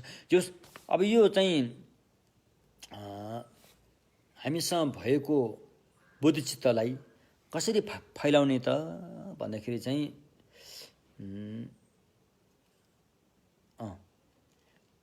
यो हामीले कुन सन्दर्भमा भनेको थियौँ। अनि 10 दिशाका बुद्ध बोधिसत्वहरू रे, 10 दिशाका बुद्ध बोधिसत्वहरूलाई सकेमा दिनपल्ट सकेमा दिनमा 3 पल्ट राति 3 पल्ट सम्म 7 किसिमका अभ्यासबाट प्रार्थना गर्ने, त्यसलाई सप्ताङ्ग प्रार्थना पनि भनिन्छ। तपाईँले त्रिस्कन्द सूत्र पनि तपाईँले पाठ गर्न सक्नुहुन्छ, जहाँ 35वटा भगवानहरूको नामहरू छन्। मैत्रीय प्रणिधान रे, मैत्रीय प्रणिधान भनेको मैत्रीय बुद्धले रचना गर्नुभएको प्रणिधान, यो रत्नकुट सूत्र भने काङ्गिरभित्र पर्छ, त्यसको पनि तपाईँले प्रार्थना गर्न सक्नुहुन्छ। अथवा भद्रचर्य प्रणिधान राजा, प्रणिधानको राजा चाहिँ भद्रचर्य हो, साङ्चो मलमकी ग्याल्पो, त्यो पनि पाठ गर्न सक्नुहुन्छ। अथवा नागार्जुनले रचना गर्नुभएको अनि 20 पद भनी छ, त्यो पनि पाठ गर्न सक्नुहुन्छ। अथवा आचार्य शान्तिदेवले रचना गर्नुभएको बुद्धिचर्य अवतारमा भएको जुन पाप देशना भन्ने अलग्गै एउटा चाहिँ परीक्षित एउटा अध्याय नै छ, त्यो पनि तपाईँले पाठ गर्न सक्नुहुन्छ। त कसरी हुन्छ? तपाईँ दिन रात होससहित भएर त्यो रहनुपर्छ।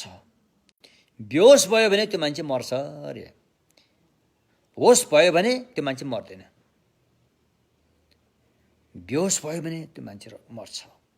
एकपल्ट होइन, लाखौँपल्ट मर्छ, करोडौँपल्ट मर्छ। होस भएको व्यक्ति एकपल्ट मात्रै मर्छ, त्यसपछि मर्नु पर्दैन। त्यस्तो भएकोले अब यो मार्गमा लागिसकेपछि हामी चाहिँ होससहित भएर रहनुपर्छ, होइन? त्यसैले अब बोधिचित्तलाई फैलाउने उपाय के हुन् त? बोधिचित्तलाई जुन हाम्रो हृदयमा बोधिचित्तको टुसा पलाएको छ, उत्पाद भएको छ, यो बिरुवालाई चाहिँ कसरी सपार्ने हो त अरे? अनि 10 दिशामा बस्नुभएका भगवान बुद्ध बोधिसत्वहरूलाई स्मरण गर्नु रे। अहिले त्रिरत्न अनुस्मरण सूत्र भनिन्छ हो, त्यसलाई तपाईँले पाठ गर्नुहुन्छ। यो तमङभित्र पनि छ, त्रिरत्न अनुस्मृति सूत्र। बुद्धको सद्गुणलाई याद गर्ने, स्मरण गर्ने, धम्मको सद्गुणलाई स्मरण गर्ने, सङ्घको सद्गुणलाई स्मरण गर्ने। त्यो भएपछि हामीलाई एउटा प्रेरणा मिल्छ। ओहो, बुद्ध भएपछि यस्तो पो हुँदो रहेछ है, धम्म प्राप्त भएपछि यस्तो पो हुँदो रहेछ है, सङ्घ प्राप्त भए यस्तो पो हुँदो रहेछ है, कस्तो भनेर यस्तो एउटा चाहिँ प्रेरणा मिल्छ। सकेमा दिनमा 3 पल्ट, राति 3 पल्ट, 6 पल्ट गर्नुपर्छ अरे। अब यो किन भन्दाखेरि अहिले भन्यो भने पापसँगै रहन हुँदैन अरे, पापसँगै हामी बस्न मिल्दैन अरे। पापसँग बसेकै सक्यो। पापसँग नबस्नको लागि, पाप पन्छाउनको लागि दिनमा 3 पल्ट, राति 3 पल्ट यी सूत्रहरू चाहिँ हामीले अभ्यास गर्न सक्नुपर्छ, पाठ गरेर अभ्यास गर्न सक्नुपर्छ। अभ्यास भनेको पाठ गर्दै त्यसको पछाडि त्यसको चाहिँ मिनिङलाई, त्यसको जुन अर्थलाई पनि त्यसलाई पहिल्याउँदै जाने र व्यवहारमा पनि उत्रिँदै जाने हो, यसरी चाहिँ अभ्यास गर्नुपर्छ। अब अहिले त त्यसरी गर्न गाह्रै छ। कमसेकम हामीले 3 पल्ट गर्न सक्यो भने ठुलो कुरा हो। बिहान 1 पल्ट, भात खाइसकेपछि मध्य दिनमा 1 पल्ट, अनि बेलुका सुत्नुभन्दा पहिले 1 पल्ट, यसरी 3 पल्टसम्म हामीले गर्न सक्यो भने पनि ठुलो कुरा हो। या त भद्रचर्य प्रणिधान रे संक्षो मलम त्यो गन्धव्यूह सूत्रमा बताएको दो धोङ्पुको पा यो काङ्जीभित्र छ। यसमा चाहिँ बोधिसत्वहरूले चाहिँ कसरी प्रार्थना प्रणिधान गर्छन् त भन्ने कुरा चाहिँ त्यो बताएको हुन्छ। त्यो पनि पाठ हो, यसो गरेर अभिव्यञ्जित गरेर यसरी हामीले पाठ गर्न सकिन्छ। अझै सक्यो भनेदेखि सप्ताङ्ग होइन, छक्साला वाता छुचिन स्यापाता जेसु हिर कुसिन स्रवाई गेवा तुसे दगी सब थाम्चे दगी झन्छु छिरुङो भन्ने सातवटा होइन। वन्दना पूजना देशना ताया मोदना देशना याचना ताया यत्र शुभमय सञ्चित किञ्चित बोधय नामै मि अवसर बम। यसो गरेर त्यसलाई चाहिँ यो सातवटा अभ्यास, त्यसमाथि अनि शरणगमनको अभ्यास, त्यसमाथि अनि दुई किसिमका बुद्धिचित्त होइन। एउटा चाहिँ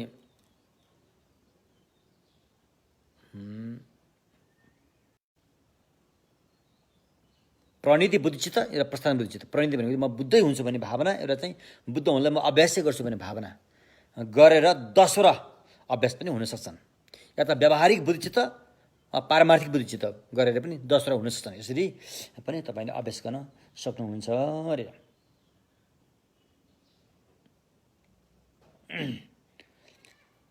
अझै पनि अब हामीले चाहिँ भगवान् बुद्धको जीवनी चाहिँ राम्रोसँग पढ्नुपर्छ। बुद्धप्रति जानेर श्रद्धा विश्वास गर्नलाई भगवानको जीवनी चाहिँ राम्रोसँग हामीले पढ्नुपर्छ। अहिलेको बुद्धको जीवनी मात्रै होइन, योभन्दा पहिला उहाँले के गरेर आउनुभएको, त्यसलाई केरप भनिन्छ, जातक अरे। 500 चोला, हजारौँ चोला लिनुभएको छ उहाँले। त्यस्ता धेरै कुराहरू अझै पनि जीवित छन्। अहिले हामी त्यही कुराको एउटा किताब लेख्दैछौँ, पुस्तक लेख्दैछौँ। धेरै हाम्रो यहाँ श्रोतावृन्दहरूले चाहिँ त्यो किताबै निकाल्न पाए हुन्थ्यो भनेर भन्नुभएकोले त्यो किताबको लेख्ने सुरुवात चाहिँ भइसक्यो। 300 पाना छ। त्यसमा भगवान् बुद्धको धेरै जीवनीहरूसँग सम्बन्धित कुराहरू छन् त्यहाँ होइन। ती कुराहरू पनि हामीले जातक भन्छौँ नि, जातक कुरा पनि हामीले पढ्नु पर्यो। अब एउटा कुरा म यहाँ के भन्न चाहन्छु भन्दाखेरि, जातकमा चाहिँ कतिपय कुरा अन्य पौराणिक कुरासँग पनि मिल्दा जुल्दा छन्, नामहरू मिल्छन्। दशरथ, राम, यी कुराहरू भगवानको जातकमा छन्, तर रामायणको जस्तरी छैन। फेरि मलाई त लाग्छ पुराणमा धेरै कुराहरू जातकबाट लिएको हो कि जस्तो मलाई लागिरहेछ। पुराणका धेरै पौराणिक कथाहरू भगवानको जातक कथामा जुन लेखिएको छ त्यसैले अलिकति त्यसलाई चाहिँ मोडिफाई गरेर चाहिँ यसरी पुराणमा प्रस्तुत गरेको हो कि जस्तो पनि लागिरहेछ। त्यसकारण जातकमा चाहिँ धेरै कुराहरू छन्, त्यो जातक चाहिँ पढ्नुपर्ने रहेछ। एवं प्रकारले अब जातक पढेपछि अनि कसरी अनुशासनमा बस्नुपर्छ, सुखी जीवन चाहिँ कसरी बिताउन सकिन्छ, अरूको भलो कसरी गर्न सकिन्छ, भगवान्ले चाहिँ अरूको भलोको गर्ने सुरुवात कसरी गर्नुभयो र अहिले आएर उहाँ चाहिँ भगवान् बन्नुभयो, यी सारा कुराहरू चाहिँ जातकमा उल्लेख गरेको छ। त्यो पढ्नाले तपाईँले पनि तपाईँको अभ्यासको बाटोमा त्यसले मद्दत दिन्छ, नक्सा राम्रैसँग चाहिँ चिन्ने काम गराइदिन्छ। अरू पनि यस्तो किसिमले आफूले सक्दो किसिमले भगवान्ले सिकाएको अनुशासनमा रहन सक्षम भयौँ भनेदेखि अनि बुद्ध त प्राप्त गर्न धेरै टाढो छैन। बुद्ध त हाम्रो हातकेलामै आउँछ। जबसम्म हामी भगवान्ले सिकाएको अनुशासनमा रहन सक्यौँ भने बुद्ध त हाम्रो हातकेला नजिक आउँछ। अनि बुद्ध भएपछि त सुखी के चाहियो र त्यहाँबाट होइन, के चाहियो र? अब बुद्ध भएपछि त के चाहिँदैन, केही नचाहेर पनि सबै तपाईँको हो। फेरि विश्व ब्राह्मणै तपाईँको हो। यति मेरा यति तेरा भन्यो भने विश्व ब्राह्मणै तपाईँको हो। तपाईँको भएर पनि के पनि तपाईँको होइन। फेरि यस्तो अवस्थामा पुग्छ बुद्ध भएपछि। त्यो हाम्रो मान्छेको चोलाले पाउने अधिकार हो। त मेहनत त गर्नु पर्यो नि त। त्यसपछि गएर अब यदि यो अनुशासनमा रहँदै पनि अब हामीसँग राग रिस मोह त आइ नै रहन्छ बेला बेलामा। यसलाई जतिसुकै त्याग्न खोजे पनि यसको जरो नत्याग्नु दिएछ भने यो त उफ्रिकन आउँछ हैन, बल्झिरहेको हुन्छ। यदि यस्तो भइहाल्यो, यसको चाहिँ हाम्रो सिल बिग्रिने खालको, यो बोधिसत्वको सिल बिग्रिने खालको दुर्घटना भइहाल्यो भने त्यसलाई सच्याउने उपाय छ कि छैन अरे? सच्याउने उपाय पनि छ अरे। भगवान्ले भन्नुभएको छ सिल बिग्रियो भने सच्याउने उपाय पनि छ अरे। यो उपायहरू चाहिँ दोमाङभित्र पनि छ। धारण आकाश गर्भसूत्र नामकिङ बुद्धो, आकाश गर्भसूत्र तपाईँले अध्ययन गर्नुभयो भने त्यहाँ पनि सच्याउने उपायहरू त्यहाँ स्पष्ट छन्। त्यस्तै गरेर आचार्य शान्तिदेवले रचना गर्नुभएको अर्को एउटा ग्रन्थ छ शिक्षा समुच्चय अरे। शिक्षा समुच्चय सायद त्यो अहिले नेपालीमा आएको छैन, त्यो ग्रन्थ उद्धार भएको छैन जस्तो लाग्छ मलाई। हामी निकट भविष्यमा त्यसलाई पनि हामीले हेर्दैछौँ, उद्धार गर्न सक्यौँ भने त्यो पनि गर्नेछौँ। शिक्षा समुच्चय त्यस्ता ग्रन्थहरूको चाहिँ हामीले अध्ययन गऱ्यौँ भनेदेखि अनि सच्याउन सकिन्छ।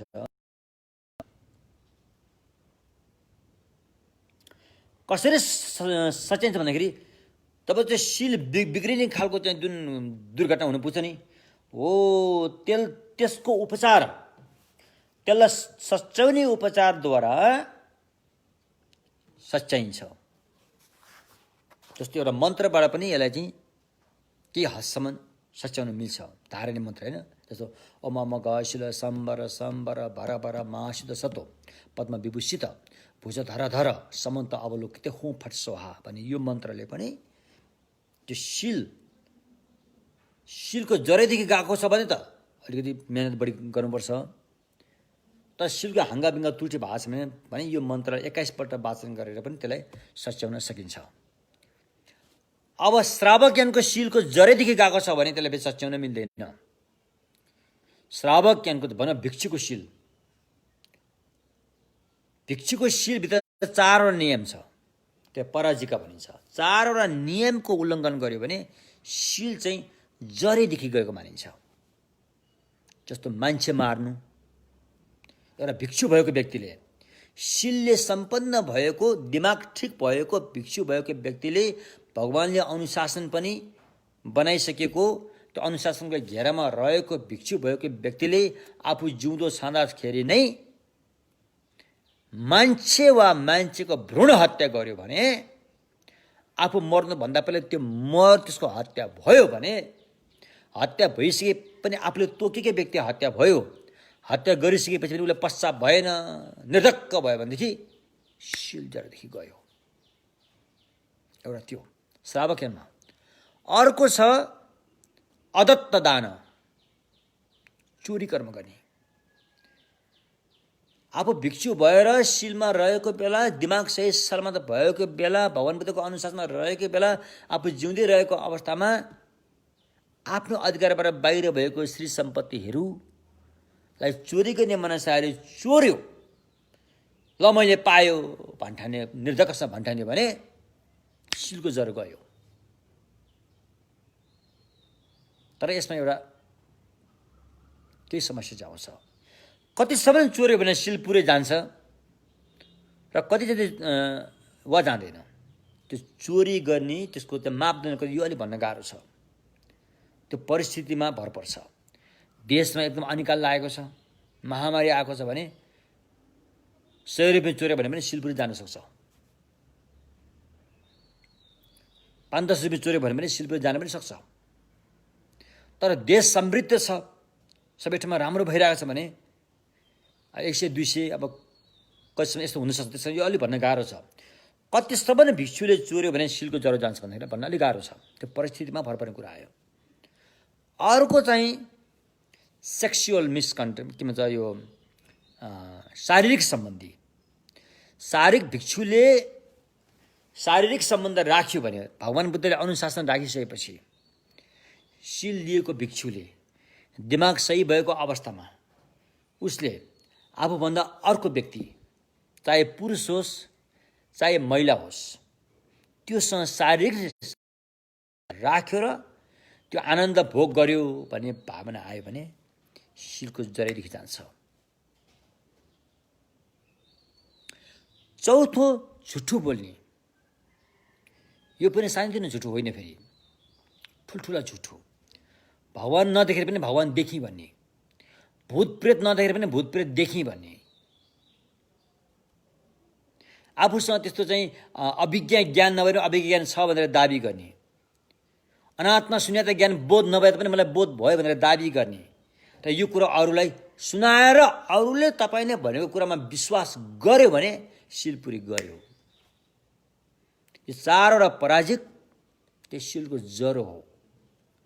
त्यसकारण श्रावक यानमा चाहिँ यो चारवटा गएपछि चारवटामा कुनै एउटा फुट्यो भनेदेखि माटोको घैँटो फुटे जस्तै हो, त्यसलाई पुनः त्यो रूपमा ल्याउन सकिँदैन। तर यो बोधिसत्वको सिल त्यस्तो होइन। फेरि बोधिसत्वको सिलमा चाहिँ फेरि जेसुकै त्यो चाहिँ फुटे पनि यसलाई फेरि सच्याएर लान मिल्छ, अवसर हुन्छ। यसलाई प्रायश्चित गरेर सच्याएर लान मिल्छ। त्यो कुरो चाहिँ अलिकति फरक छ। त्यसो भएकोले एवं प्रकारले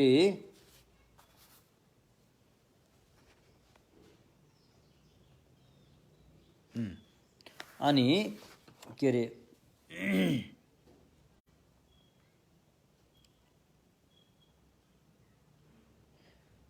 अब वज्रयानमा लाग्नेहरूले वज्रयानमा लागेकाहरूले चाहिँ शिल सच्याउने उपाय, पाप प्रायश्चित उपायहरू चाहिँ भगवान वज्रशब्दको शताक्षरी 100 अक्षर भएको मन्त्र धारण, वज्रशब्द मन्त्र पनि तपाईँले पाठ गर्न सक्नुहुन्छ। फेरि सूत्रमा पनि एउटा धारणै छ, तथागतको शताक्षरी धारणै भनिन्छ। फेरि नमस्त्रयाधिकनम भनिन्छ हो, त्योबाट पनि पाप देशना गर्न मिल्छ अनि त्रुटि भएको शिललाई सच्याउन मिल्छ। फेरि त्रिस्कन्द सूत्र अरे त्रिस्कन्द सूत्रलाई पाठ गरेर पनि त्यो पनि हाम्रो दमङभित्र उल्लेख भइसकेको छ, तपाईँले पढ्न सक्नुहुन्छ। अनि शिललाई सच्याउन मिल्छ। कुन शिललाई? बोधिसत्वको शिल यदि त्रुटि भएको छ भने त्यसलाई सच्याउन मिल्छ। त्यसैले कसरी पाप काटिन्छ भन्ने कुरा चाहिँ आफूले नानादी उपायहरू खोजेर भए पनि त्यसलाई अपनाएर पाप चाहिँ काट्नै पर्ने हुन्छ। पापसँग कहिले पनि सँगै बस्नु हुँदैन। पाप नकाट्नु जस्तो हामी सुत्नु पनि हुँदैन। पक्का पाप काटियो भन्ने आफूलाई विश्वस्त भएपछि मात्रै अनि हामी राति सुत्ने हो। पापसँग सुत्नु हुँदैन। पापसँग सुत्यो भने त्यो पाप बढ्दै जान्छ। त्यो एवं प्रकारले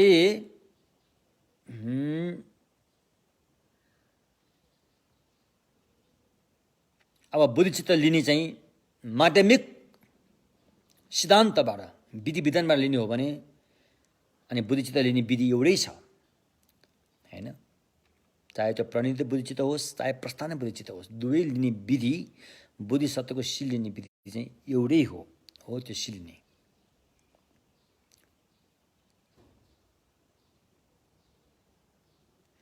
तर एउटा कुरा चाहिँ हामीले बिर्सनु हुँदैन कि सबै प्राणीको लागि म बुद्ध भएरै छोड्छु भन्ने यो अठोट प्रतिज्ञा आँटलाई चाहिँ कायम राखेर त्यो प्रतिज्ञाले आँटेको ताकेको कुरालाई पुरा गर्नलाई म पारमीहरूको चाहिँ साधना गर्छु। दान पारमिता, शील पारमिता, शान्ति पारमिता, वीर्य पारमिता, ध्यान पारमिता, प्रज्ञा पारमिता, यी पारमिताहरूको पनि म अभ्यासमा जुटिहाल्छु। बुद्धै भएर छाड्छु भने चाहिँ बुद्धि प्रणिधि चित्त भयो। हामी पुग्ने बिन्दु कहाँ हो? त्यो नक्साले तोकियो। त्यसको लागि पारमीको म अभ्यास गरेरै छाड्छु भनेको चाहिँ अब बाटोमा हिँडियो, लाग्यो अब त्यहाँ अब नफर्किने गरेर लाग्यो। यस्तो किसिमले निर्धक्कसँग भगवान बुद्धलाई साक्षी राखेर उहाँहरूले चाहिँ हामीलाई मद्दत गरिदिनुहोस् भनेर चाहिँ साक्षी पनि राख्ने, भव संसारको गल्तीलाई पनि महसुस गर्ने, मानव चोरा छोटो छ भन्ने कुरा पनि महसुस गरेर छिटोमा छिटो लाग्ने हैन। अहिले कति भन्छ ए आज धमङ पर्न हुँदैन, आज चाहिँ दिन राम्रो छैन भन्थ्यो नि, गलत। त्यो एकदमै गलत। आज न्याम्बा गुजम हो, आज धर्म गर्न हुँदैन, त्यो पनि गलत। किनकि मृत्युले त्यस्तो भन्दैन। मृत्युले त ए आजको दिन खराब छ त भन्दैन। मृत्युले ए आज चाहिँ न्याम्बा गुजम हो, अपसग्न हुने दिन हो त भन्दैन। मृत्युले ए आज चाहिँ छेपा छेसी गर्यो, आज तिथि टुटेको छ भनेर भन्दैन के अरे। त्यसो भएको धम्म अभ्यास गर्नलाई कुनै तिथि मिति कुर्नु पर्दैन। ज्योतिष शास्त्र र धर्म कुन महत्त्व छ भन्दाखेरि हामी धम्म अभ्यास गर्ने व्यक्तिलाई धम्ममा महत्त्वपूर्ण छ। सधैँभरि कहिलेकाहीँ ज्योतिषशास्त्र पनि महत्त्व हुन्छ, कहिलेकाहीँ, तर सधैँभरि त्यसो पछि लागिरहनु जरुरी छैन। कहिलेकाहीँ ज्योतिषशास्त्र धम्म अभ्यासमा घाँडो बनिन्छ, घाँडो बन्छ। त्यस्तो अवस्थामा ज्योतिषशास्त्रलाई हामीले फ्याक्नु छोड्नुपर्छ, धम्मको चाहिँ हामीले महत्त्व दिनुपर्छ। जस्तै अब मान्छे मऱ्यो, हाम्रो हिमाली बुद्धिस्टहरूमा ची हेराइन्छ। चीमा के आउँछ हेर्नुहोस् त, चीमा भन्छ कि त यो लास आजै लिएर सेलाउनु, आज सेलायो भने 1 वर्षपछि सेलाउनु भनेर चीमा देखिने सम्भावना रहन्छ। देखिएको पनि छ, हाम्रो आफ्नो धर्ममित्रहरूले देखिएको पनि छ। मेरो एकजना खेन्पो हुनुहुन्थ्यो, उपाध्याय हाम्रो गुरु हो, उहाँको आमा बित्दाखेरि ची हेराउँदाखेरि कि त आजै सेलाउनु, आज सेलाउन सकेन भने, संस्कार गर्न सकेन भने 1 वर्षपछि गर्नु भनेर निस्कियो अरे। तर उहाँ त आमाको लास 1 वर्षसम्म राख्नु भयो, हेर्नु कति गाह्रो। यता भारदोले भन्छ, भारदोको प्रवचन भनिन्छ कमसेकम 3 दिन राख्नुपर्छ। 3 दिनसम्म भित्री प्राण गएको हुँदैन। काल गतिले मरेको मान्छे, दुर्घटनामा होइन कि काल गतिले मरेको मान्छे 3 दिनसम्म उसको भित्री प्राण छुटेको हुँदैन, भित्री मृत्यु भएको हुँदैन रे। त्यसरी घट्टीमा पनि 3 दिनसम्म राख्नु भन्ने कुरा चाहिँ छ। अब यता चीले भन्छ 3 दिनको कुरै छैन यहाँ, कि 1 दिनमै सेलाऊ कि कति दिनपछि सेलाऊ भन्ने कुरा आउँछ। त्यसकारण यो ज्योतिषशास्त्र र धर्म अभ्यासको तुलना गर्दाखेरि धम्म अभ्यास चाहिँ बढी महत्त्व हुन्छ, त्यसलाई बढी महत्त्व दिनुपर्छ। ज्योतिषशास्त्र पनि एउटा विद्या हो, तर धम्म अभ्यासको तुलनामा त्यसलाई तलै नै हुन्छ। त्यो धम्म अभ्यास भन्दा माथिल्लो स्तरको भनेर त्यसले स्वीकार मिल्दैन, होइन? यो पनि हामीले बुझ्नु पर्यो। किन भन्दाखेरि मृत्यु भने यस्तो, अब हामी अलिकति यो मृत्युको बारेमा पनि चर्चा गरौँ। यो सान्दर्भिक कुरा आयो। कसरी मृत्यु हुन्छ त भन्दाखेरि आयु सके, अस्ति हामीले भन्यौँ नि, आयु सकेर, पुण्य सकेर, कर्म सकेर मृत्यु हुन्छ। 3 सक्यो भने कालगतिकै मृत्यु पक्का हुने भइहाल्यो। यदि कालगतिले मृत्यु, दुर्घटनामा नभएर कालगतिले मृत्यु भएको छ भने मृत्यु झट्टै हुँदैन, त्यो क्रमशः हुन्छ। हाम्रो शरीरमा भएको आगो, पानी, माटो, हावाको तत्त्व पनि धेरै महत्त्वपूर्ण कुरा हो। आगो भने आगोमा रहेको एक किसिमको सूक्ष्म किसिमको वायु, पानी भनेको पानीमा रहेको एक किसिमको वायु, माटो भनेको माटोमा रहेको एक किसिमको वायु, त वायुसम्म त वायु भयो। यो आगो, जल अनि वायु पृथ्वीको तत्त्वले हाम्रो शरीरलाई अहिले होइन फ्रेस, एउटै ढिक्का, रसिलो, ताजा, हिन्डुल गर्न सक्नेको रूपमा कायम राखेको हुन्छ। यसलाई भने चाहिँ जीवित राखेको भनिन्छ। र मृत्यु हुँदाखेरि यी तत्त्वहरूले बिस्तारै काम गर्न छाड्छन्। यदि कालगतिले नै मृत्यु हुने हो भने त पूर्व सङ्केत पनि आइरहेको हुन्छ, पूर्व सङ्केत देखिएको हुन्छ। हामी मर्नुभन्दा पहिल्यै 5-6 महिना पहिले, केही दिन पहिले हामीलाई चाहिँ त्यो सङ्केत चाहिँ आइसकेको हुन्छ। हामीले त्यसबारेमा अध्ययन नगरेकोले हामी त्यसलाई बुझ्न सक्दैनौँ, तर त्यो सङ्केत चाहिँ आइरहेको हुन्छ। त्यो सङ्केत आयो भने त्यसलाई पन्छाउन जरुरी छ, त्यसलाई हटाउनु पर्ने हुन्छ। यदि हटाएन भने फेरि मृत्यु हुन्छ फेरि। त्यसकारण त्यो पूर्व सूचना आइरहेको हुन्छ। त्यसबारेमा हामीले भारतमा चाहिँ पूर्व सूचना भने छिते रे, पूर्व सूचना, मृत्युको पूर्व सूचना। त्यो हाम्रै शरीर अहिले यहीँकै बारेमा आइरहेको हुन्छ, सपनाबाट आइरहेको हुन्छ, होइन? यो पूर्व सूचना आइरहेको हुन्छ। अब मृत्यु हुँदाखेरि कहाँबाट सुरु हुन्छ? कालगतिले मृत्यु हुने हो भने रे माटोबाट सुरु हुन्छ। माटोमा रहेको तत्त्वको बाट सुरु हुन्छ। माटोमा रहेको तत्त्व भनेको एक किसिमको माटोमा रहेको एनर्जी, जसले हाम्रो यो शरीरलाई चाहिँ एक ढिक्का बनाएर राख्छ। यो छरिन दिँदैन। यो हाम्रो शरीर त टुक्रा टुक्रा कण अणु परमाणुबाट बनेको हो नि त। यो किन छरिएन होला भने यो चाहिँ पृथ्वीको तत्त्व छ। तत्त्व भने एक किसिम सूक्ष्म किसिमको वायु हो, सालुङ भनिन्छ त्यसलाई। त्यो तत्त्वले यसलाई चाहिँ बाँधेर राखेको हुन्छ, एक ढिक्का पारेर नछरिने गरेर बाँधेर राखेको हुन्छ। जब यो तत्त्वले चाहिँ काम गर्न छोड्छ नि, अनि हाम्रो शरीर चाहिँ भारी भएको महसुस हुन्छ। कस्तो भारी? गर्दनले टाउको थाम्न सक्दैन। शरीरको बिचको घ्याम्पो छ नि, यसले चाहिँ के हाम्रो जाँघले चाहिँ शरीरको घ्याम्पोको भाग थाम्न सक्दैन। खुट्टाले चाहिँ जाँघको भाग थाम्न सक्दैन। लालालुलु के हुन्छ? शरीर जमिनभित्र भासिँदै भासिँदै भासिँदै गए जस्तो महसुस हुन्छ। यो के सङ्केत हो भन्दाखेरि अब पृथ्वी तत्त्वले काम गर्न छोड्यो रे, छोड्यो वा छोड्दैछ। कतिपय बिरामीहरूले त्यो घटना घट्दाखेरि ल मलाई तानिदेऊ, मलाई उठाऊ न, मलाई उठाऊ, मलाई तकिया ल्याऊ न, तकिया ल्याऊ पनि भन्न सक्छ उसले। बिरामीहरूले, जुन बिरामीको पृथ्वी तत्त्वले काम गर्न छोड्दैछ। जब पृथ्वी तत्त्वले काम गर्न छोडिसकेपछि अनि आगो तत्त्व अनि पानी तत्त्वले काम गर्न छोड्छ। अनि पानी तत्त्व भनेको हाम्रो शरीरलाई रसिलो राख्ने, सुक्न नदिएर रसिलो राख्ने। हाम्रो जिब्रो त हरदम गिलो भइरहन्छ नि त। जब पृथ्वी तत्त्वले काम गर्न छोड्यो, जिब्रो सुक्छ, नाक सुक्छ, मुख सुक्छ, प्यास लाग्छ। अनि बिरामीले पानी पानी पानी भन्न सक्छ। उसले सातवटा समुद्र सबै पिउँ कि जस्तो प्यास लाग्छ उसलाई। तर वास्तवमा उसले 1 चम्चा पानी धरी पिउन सक्दैन। त्यस्तो अवस्थामा पुगेको हुन्छ। यसको मतलब अब पानी तत्त्वले काम गर्न छोड्यो। अब त्यसपछि आगो तत्त्वले काम गर्न छोड्छ। आगो तत्त्व भनेको चाहिँ आगो पनि 3 किसिमका हुन्छन्। र पोषण दिने आगो, र राख पारिदिने आगो, र पीडा दिने आगो।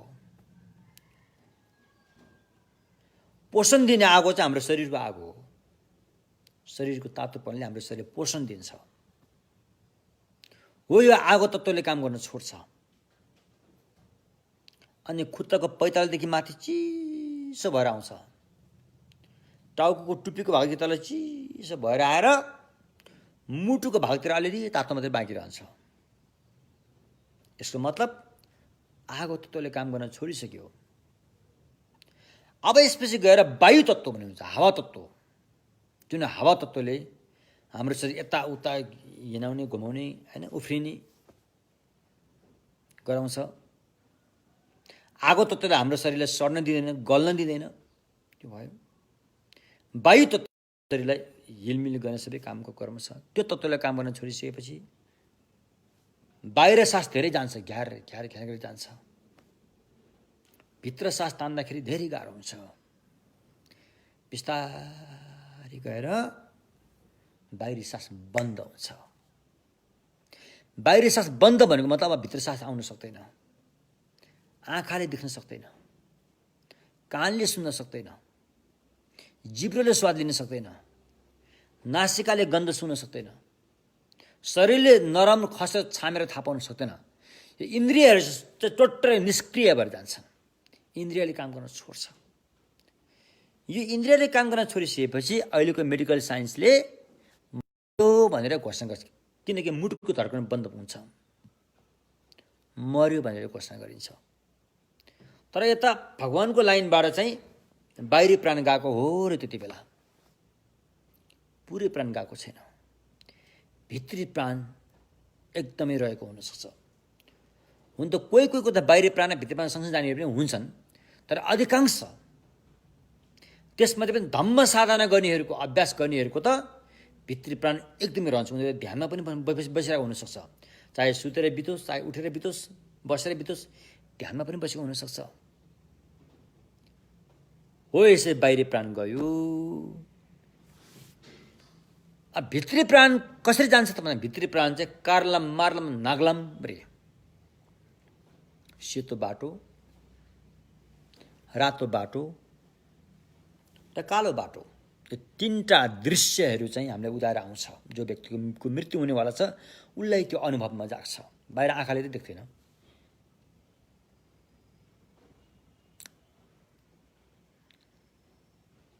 अब यसलाई चाहिँ हाम्रो चित्तको अवस्था भाग गरिन्छ। हाम्रो मन छ नि, मन भित्री प्राण जाँदाखेरि मन चाहिँ सूक्ष्म सूक्ष्म सूक्ष्म सूक्ष्म सूक्ष्म हुँदै जान्छ। भुसुक्कै सुत्नु र मर्नु भनेको कुरा उठ्दै जस्तो हो। हामी सुत्दाखेरि पनि निन्द्रा कति बेला लाग्यो त हामीलाई थाहा हुँदैन।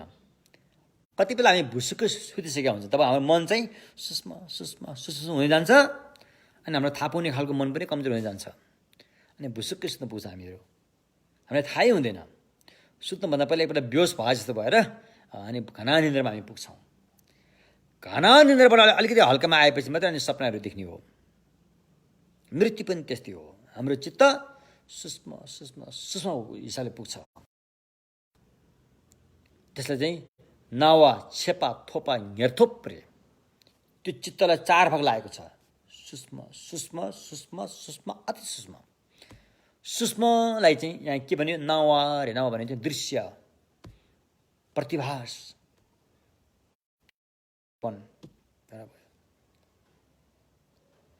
छेपा भने चाहिँ वृद्धि बढ्दै जानु। थोपा भने चाहिँ प्राप्ति, न्यथोप भने उपप्राप्ति।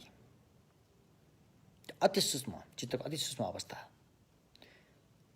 हो। त्यस्तो बेलामा चाहिँ भित्री प्राण जाने चाहिँ त्यो प्रोसेस हो। भित्री प्राण चाहिँ कोसँग सम्बन्ध छ भने भित्री शरीरसँग सम्बन्ध हुन्छ। बाहिरी शरीर चाहिँ हाम्रो आँखाले देख्ने भयो, सबै कुरा छ नि बाहिरी शरीर हो। भित्री शरीर चाहिँ आँखाले देखिन्न। अपरेसन गरेर हेरे पनि आँखाले देखिन्न, त्यो ध्यानबाट मात्रै देखिन्छ भित्री शरीर। भित्री शरीरको बारेमा सूत्रमा त्यति चर्चा परिचय त हुँदैन। यो वज्रयानको चाहिँ तन्त्रहरूमा चाहिँ धेरै चर्चा गरेको हुन्छ। त्यसलाई नाडी भनिन्छ। चा लुङ ठिकले नाडी, सूक्ष्म किसिमको वायु, ठिकले भनेको बिन्दु। यो 3टा कुरा चाहिँ भित्री शरीरहरू भयो। यो नाडी बिन्दु वायुसँग चाहिँ मनको नजिकको सम्बन्ध, सूक्ष्म मनको नजिकको सम्बन्ध हुन्छ।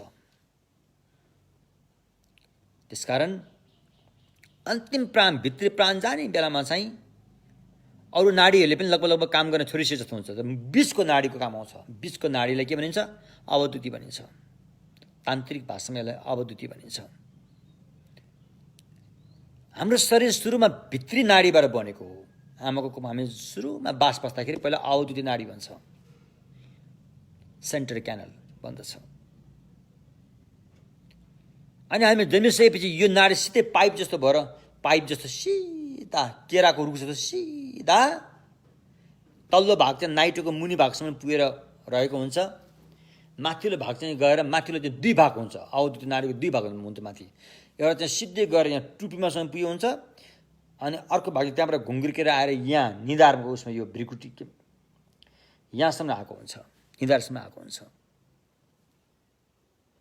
र हामीले दैनिक साधना गर्दाखेरि यहाँनिर तेस्रो आँखा भनेको नि त्यो अवद्युति नाडीको मुख हो, माथिल्लो भागको एउटा मुख हो।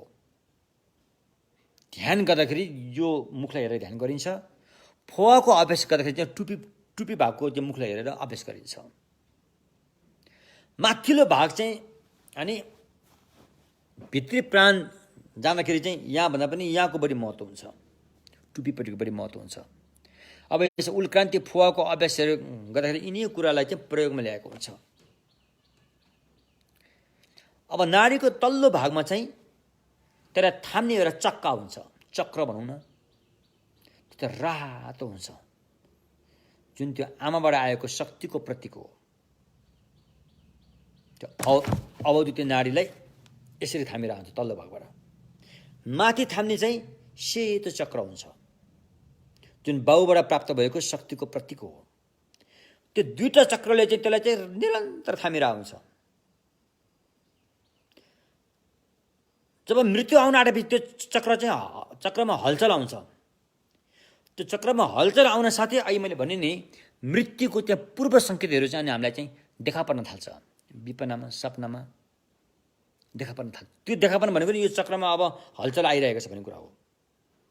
जबसम्म यो चक्रमा हलचल आउँदैन तबसम्म मृत्युको पूर्व सङ्केतहरू चाहिँ देखिँदैन। यो चक्रमा हलचल आएपछि अनि सबभन्दा पहिला आमाबाट आएको जो चक्र छ त्यो अवद्युति नाडी पाइप जस्तो पाल छ, त्यो भित्रबाट सर्लक्कै माथि सर्दै आएर मुटुको भागमा आइपुग्छ अरे। त्यसलाई चाहिँ मार्लम भनिन्छ। त्यति बेला मृतकलाई के अनुभव हुन्छ? सारा पश्चिमपट्टि घाम अस्तिँदाखेरि रातो भाज सारा विश्व ब्रह्माण्ड नै रातो ज्योतिले भरिएको जस्तो महसुस भएर आउँछ। तर उसले भन्न सक्दैन, देख्नु अरूले बताउनु पनि सक्दैन, बाहिरकोले थाहा पनि हुँदैन, त्यो त मृतकले थाहा पनि कुरा हो। त्यसपछि बाउको शक्तिको प्रतीकको जुन सेतो चक्र तलतिर उत्रिँदै झर्दै फेरि अहिलेकै ठाउँमा आइपुग्छ। त्यति बेला मृतकलाई चाहिँ कस्तो अनुभव? मेघमुक्त बादलबाट मुक्त भएको पूर्णिमाको चन्द्रमा जुन जस्तो ट ट ट ट ट भएर आउँछ। जब ती दुईटा बिन्दुहरू हृदयमा आउँछ, तपाईँको चित्त त्यो दुईटाको बिचमा भएर आउँछ। तपाईँ चित्त भनौँ, चेतना भनौँ, मन भनौँ कि त्यहाँ रहिरहेको हुन्छ। झप्पै हुँदाखेरि अन्धकार भएर आउँछ। फेरि नक्लम अन्धकार भएर आउँछ। त्यति बेला चाहिँ यदि तपाईँले जीवनमा साधना राम्रो गर्नुभएको छ, यस सम्बन्धी राम्रो तपाईँले अध्ययन गरेर अभ्यासमा उत्तीर्ण सफल हुनुभएको छ भने तपाईँले त्यो अवस्थालाई सहजै रूपमा तपाईँले स्वीकार्न सक्नुहुन्छ।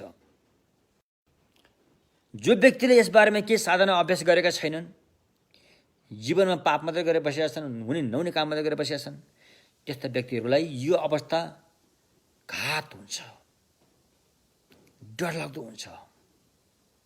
एउटा धारिलो हतियारले सिरे जस्तो हुन्छ, धेरै पीडा हुन्छ। खप्न नसकेर त्यही दिशा त्यही पिछाड जानु पनि सक्छ।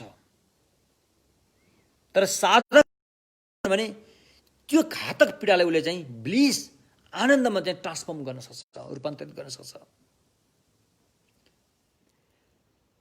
र यो अन्धकारमयको अवस्थाबाट केही क्षणभरिमै अर्को एउटा अवस्था त्यहाँ उदाउँछ। त्यो अवस्था कस्तो हुन्छ? स्वच्छ आकाश जस्तो हुन्छ।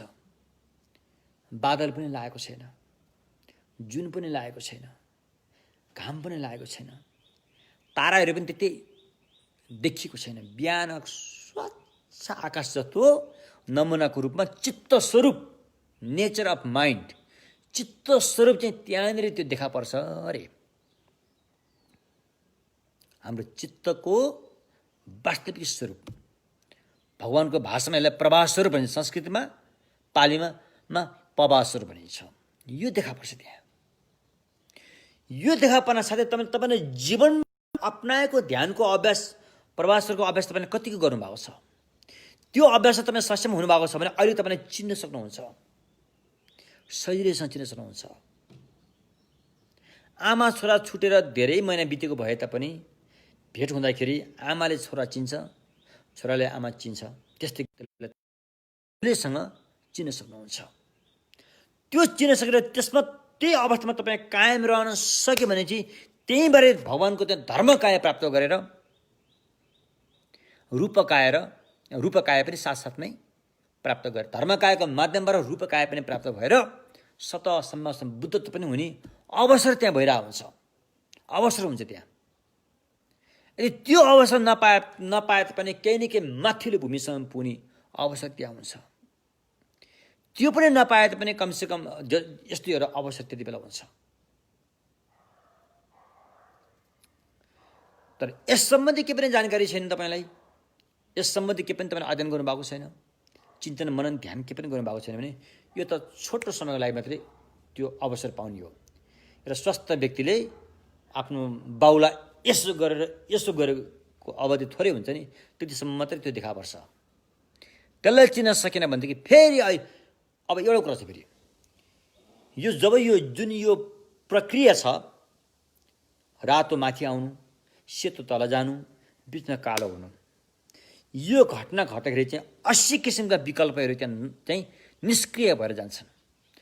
80 किसिमका अविद्यासँग सम्बन्धित कल्पनाहरू त्यहाँ निष्क्रिय हुन्छन्, त्यसले काम गर्न सक्दैन, निष्क्रिय हुन्छ। त्यो पुरै त्यागेको अवस्था त होइन, तर त्यो अवस्थामा त्यो निष्क्रिय हुन्छ। त्यो निष्क्रिय हुँदा भइसकेपछि त्यहाँ चाहिँ चित्त स्वरूप देखा पर्छ, जसलाई हामीले बुद्ध नेचर भन्छौँ। जसलाई त्यो 80 किसिमका विकल्पले रागसँग सम्बन्धित, द्वेषसँग सम्बन्धित, मोहसँग कल्पनाहरूले चाहिँ त्यसलाई ढाकिराखेको हुन्छ। तर मृत्यु क्षणमा यिनीहरू निष्क्रिय भएर गएर त्यहाँ चित्त स्वरूप देखा पर्छ। हो त्यसलाई चिन्न पर्यो। अहिले हामीले धर्म अभ्यास गरेको जाँच चाहिँ त्यति बेला हुन्छ। धर्म अभ्यास सही भएको छ कि छैन यसको जाँच त्यति बेला हुने हो। त्यसलाई तपाईँले चिन्न सकेर त्यो ध्यानमा कायम रहन सक्नुभयो भनेदेखि तपाईँ पास भयो। त्यसलाई थुदम बस्यो, भोट भाषामा थुदम बस्यो भनिन्छ। प्रवासको अवस्थाबाटै तपाईँ बुद्धता प्राप्त, भारद्वारमा जानै नपरिकन, अर्को कुरा लिनै नपरिकन स्वतः बुद्धता प्राप्त गर्न सकिन्छ भन्ने यो चाहिँ विशेष गरेर वज्रयानीहरूमा यसरी चाहिँ यो टेक्निकले चाहिँ अपनाएर उनीहरूले चाहिँ अहिलेदेखि नै साधना गरेर लैरहेको हुन्छ। बुझ्नुभयो नि के? तर यसको पहिचान गर्न सकेन भनेदेखि अब यहाँबाट म एउटा तपाईँलाई एउटा कुरा भन्छु। हुन त भारतको प्रवचनहरूमा भारत थ्योटलहरूमा यस्तोमा के बताएको छ भने जोसुकै प्राणीहरू भए तापनि मर्ने बेलामा एकपल्ट चित्तको वास्तविक स्वरूप प्रवासहरूको दर्शन हुन्छ। तर चिन्नु नचिन्नुको मात्रै फरक हो, दर्शन चाहिँ सबैलाई हुन्छ भनेर चाहिँ भनिएको छ भारतको प्रवचनमा। तर हाम्रा कल्याण मित्र महाउपाध्याय गुणभद्र, उहाँको प्रचलित नाम चाहिँ खेम्पो आपेरी मुसी भनिन्छ, गुणभद्र, उहाँको भनाइअनुसार चाहिँ मैले उहाँको मुखार बिन्दुबाटै सुनेको, प्रवासहरूको दर्शन सबैले पाउँदैन अरे। जसले जीवनमा प्रवासहरूको चाहिँ अभ्यासमा उत्रेको छ उसले मात्रै त्यति बेला प्रवासहरूको दर्शन पाउने हो अरे मृत्यु क्षणमा। यस सम्बन्धी अभ्यास नगरेको व्यक्तिहरूको चित्त चाहिँ आलय विज्ञानसँग मात्रै पुग्छ अरे, त्यहाँबाट फर्किजान्छ के अरे। प्रवासमा पुनलाई आलय विज्ञान पनि काटेर जानुपर्ने हुन्छ। आलय विज्ञान प्रवास भने एउटै त होइन।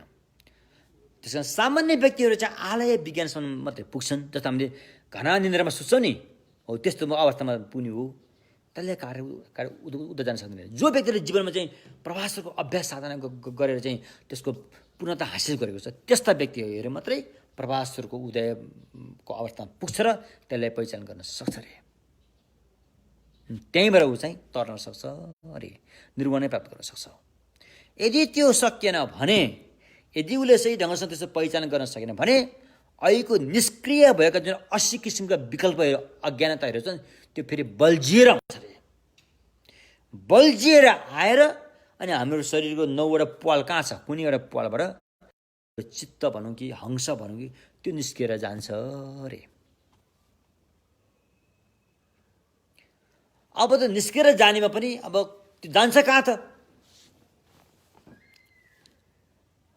अब यसमा केही श्रावकका स्कुलहरू, महायानीहरू, वज्रयानीहरूले चाहिँ अधिकांश निस्किएर चाहिँ भारदोर अन्तर्भावमा जान्छ भनिन्छ भने उतापट्टि केही श्रावकका स्कुलहरूले चाहिँ जस्तै मोडर्न थेरवादी श्रावकका स्कुलहरूले चाहिँ त्यहाँबाट निस्कन साथै अर्को चोलामा पुगिहाल्छ, अर्को चोला लिइहाल्छ भन्ने हुन्छ। भारदो भन्ने कुरा त्यति चर्चा गरिँदैन, अर्को चोला लिइहाल्छ भन्ने कुरा हुन्छ। यता हिमाली भेगका हाम्रा यी बुद्धिस्टहरूले चाहिँ भारदोको कुराहरू आएकोले मृतकको लागि चाहिँ ऊ भारदोमा भौँतारिरहेको अवस्थामा त्यो भारदोको भौँतारिरहने अवस्था पनि एउटा राम्रो अवसरको रूपमा लिएर त्यसलाई सदुपयोग गर्नको लागि, मृतकलाई मद्दत दिनको लागि अनि मृतकका आफन्त जीवित रहेकाहरूले अनि कसरी उसलाई चाहिँ मद्दत दिन सकिन्छ, भगवानले यस बारेमा के भन्नुभएको छ त्यसलाई साक्षी राखेर शुद्ध परम्पराबाट आएको चाहिँ विधि विधानलाई अपनाएर चाहिँ उसलाई चाहिँ भारदोबाट चाहिँ कसरी निकालेर सही ठाउँमा कसरी पुर्याउने त्यो विधिहरू अपनाइन्छ। यो विधिहरू 49 दिनसम्म हुन्छन्, लागू हुन्छ। 49 दिनसम्म मरेको जुन दिन प्राण मरेर भनौँ जुन दिन मऱ्यो भने त्यहाँदेखि 49 दिनसम्मको यो विधिहरू लागू गरिन्छ हैन। यस्तो किसिमले चाहिँ मृतकलाई हामी जीवित रहेकोले कसरी मद्दत दिन्छ। मरेको मान्छेको काम गर्न यति सजिलो होइन। त्यसकारण मृतकको आफन्तहरूसँग पनि कुरा मिल्नु पर्यो, पूजा गरिदिने उपाय गरिदिने व्यक्तिहरूसँग कुरा मिल्नु पर्यो। सबै कुरा मिलेपछि मात्रै अनि उसको उद्धार हुने हो। अब घरमा चाहिँ विधि विधान गर्ने मान्छेहरू आफ्नो एकतर्फ काम गरिरहेछ, घरको मान्छेहरू चाहिँ अर्कोतर्फ गरिरहेछ। हाम्रो रीतिरिवाज, हाम्रो चलन चल्ती। मेरो एकजना मित्र हुनुहुन्छ युकेमा, उहाँले भन्नुभएको थियो, म कुनै पनि पशु प्राणीहरू मृतकको नाममा म मार्न चाहँदैन थिएँ, तर मेरो आमाको वचनले म विवश भएँ रे। उहाँको आमा मर्ने बेलामा के भन्नुभयो थाहा छ? ल छोरा, म मरेपछि सबैलाई भैँसी काटेर टन्न मासु खुवाइदिनु है भन्नुभएछ अरे। अब छोराले त यो गर्न मन थिएन, तर उहाँ के भयो, कागको बिचमा म बकुला भयो अरे। सबैको पक्ष एक छ, म एक्लो भएँ रे, मेरो कुरा टेरेन अरे। र बाध्यता भएर त्यो दुर्घटना गराउनु पर्यो रे। आमाको नाममा निमुखो पैसाले मार्यो रे। त्यो बेला ठुलो पश्चाप छ भन्नुहुन्छ अहिले। त्यसकारण मरेको मान्छे अन्तिम वचन हो भने त्यो वचन सही हुन्छ भने के ग्यारेन्टी? ऊ त पागल जस्तो भइसक्यो हुन्छ, उसले जे पनि भन्न सक्छ त्यहाँ। हामीले उसले फाइदा कसरी हुन्छ त्यस्तर्फ पो हामीले सोध्नु पर्यो त। हाम्रो दिमाग त सही छ नि त त्यति बेला। मर्न लागेको मान्छे दिमाग ऊ त आत्तिरहेको होला, के पनि भन्न सक्छ उसले, होइन? त्यसो भएकोले भगवान्ले भन्नुभएको छ, बाउको लागि पनि पाप काम नगर, आमाले गर भने पनि पाप काम नगर, गुरुले गर भने पनि पाप काम नगर। किनकि उनीहरूलाई गरेको पाप उनीहरूले बाँडेर लाँदैनन् रे। त्यो तिमीले भोग्नुपर्छ अरे, तिमीले नै भोग्नुपर्छ अरे। पाप भने चाहिँ जसले गर्यो उसैले पाउनुपर्छ, पुण्य पनि जसले गर्यो उसैले पाउने हो। एकले अर्कोलाई गरेर पाउने चिज होइन। धेर थोर अलिअलि मद्दतहरू हुन जाला, एउटा कुरा हो त्यो, होइन भने आफैले गर्नुपर्ने रहेछ। आफूले नगरिकन अरूले गरेको भरमा हुने हो भने त खै त अनि यत्रो बुद्धहरू आएर गइसक्नु भयो क्या, खोइ हामी अहिले पनि संसारमै छौँ क्या अरे। ती बुद्धहरूले हामीलाई तार्ने कोसिस गरेन होला नि त, गरेकै हुन् क्या अरे।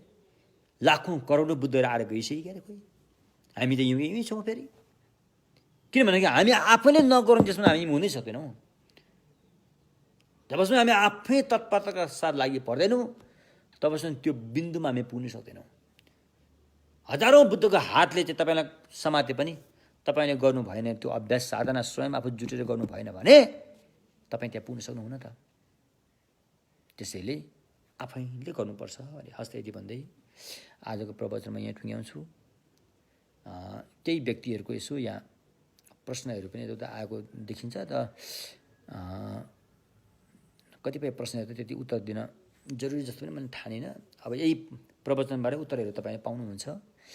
र भोलिबाट चाहिँ हामी अब पारमी रे, भगवान्ले अभ्यास गर्नुभएको पारमी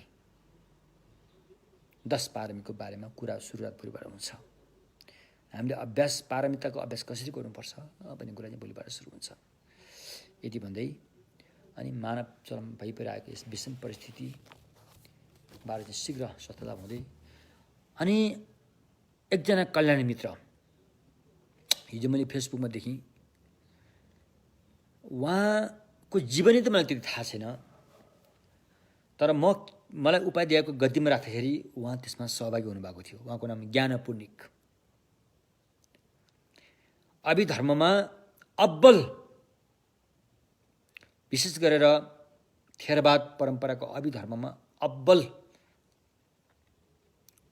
ज्ञान हासिल गर्नुभएका ज्ञान पुण्यिक भन्ते गुरु अहिले उहाँ हस्पिटलमा एकदमै गाह्रो अवस्थामा। अब हामीले हेर्दाखेरि त गाह्रो बारे देखिन्छ क्या अरे। त उहाँ जस्तो व्यक्ति उहाँको आफ्नो केही ध्यानमा हुनु होला, के हुनु होला, त्यसमा त खासै केही गाह्रो महसुस नभए पनि हुनसक्छ। तर उहाँको अलिकति समस्या त्यसमा बस्नुभएको रहेछ, मैले हिजो देखेको थिएँ। अनि हाम्रो काठमाडौँमा रहनुभएका छिकिङमा गुरुहरू पनि उहाँलाई भेट्न जानुभएको पनि मैले यहाँ पाएँ सामाजिक सञ्जालबाट। अब अहिले यस्तो लकडाउन भएको हामी आफै भेट्न जान नसके पनि यहीँबाट भए पनि उहाँको चाहिँ जुन दुःख सत्यलाई उहाँले चाहिँ ग्रहण गरिरहनु भएको छ, दुःख सत्यलाई सिधै अभ्यासमा उतारिरहनु भएको छ, हेरिरहनु भएको छ। भले त्यो पीडादायक किन नहोस्, तर साधक साधिकाहरूको लागि त्यसलाई फेरि राम्रै कुरामा लिएको हुन्छ। समस्याबाट नै समाधान हुन्छ भन्ने कुरा बुझ्नेहरूको लागि जब जब समस्या बढ्छ, अभ्यास पनि तीव्र गतिमा बढिरहेको हुन्छ। जब जब समस्याको सामना गरिन्छ तब तब बुद्ध पनि नजिक नजिक नजिक हुँदै गइरहेको हुन्छ। त्यस कारण त्यस्ता व्यक्तिहरूको लागि अनि पीडा हुनु, दुःख हुनु यसलाई खासै त्यति आत्तिने खालको अवश्य पनि हुँदैन होला। तर पनि हाम्रो बाहिरबाट हेराइ बेला उहाँ यसरी सुतिरहनु भएको त्यस्तो हृष्टपुष्ट व्यक्ति हुनुहुन्थ्यो। उहाँको शरीर चाहिँ मैले कमजोर भएको देख्न पुगेँ। उहाँ धेरै नै बर्मामा गएर धेरै नै अभिधर्ममा अब्बल ज्ञान हासिल गरेर आउनुभएको हो उहाँ। र हामी यहीँबाट प्रार्थना गरौँ उहाँको स्वास्थ्य कतिको सम्म सम्भव छ लाभ हुनलाई। त्यो होस् नहोस् त्यो उहाँको अर्को कुरो हो, त हाम्रो तर्फबाट, हामी सबैको तर्फबाट उहाँको शीघ्र स्वास्थ्य लाभ हुने र उहाँले चाहिँ सजिलैसँग आफ्नो ध्यान साधना जुन छ, जुन उहाँले गर्दै आउनु भएको छ, त्यही ध्यान साधनालाई चाहिँ निरन्तरका साथ त्यो अवस्थामा कायम रहन चाहिँ सफल हुन सकोस् भनेर हामी चाहिँ बुद्ध धर्मसँग त्रिरत्नमा हामी प्रार्थना गरौँ। बोधिसत्वहरूले उहाँको लागि चाहिँ मद्दत दिनुहोस् भनेर हामी प्रार्थना गर्नेछौँ। र आजको हाम्रो पुण्य कर्म उहाँको नाममा हामी उहाँको स्वास्थ्यको लागि हामी परिणाम गर्नेछौँ। सोनम दि थम्जे सिबाङे थुम्ने पे डाना फम्जे नि केगा नाचे बलाङ ठुप सिपे छोले डो डोलो बराइसो या बोलो बावे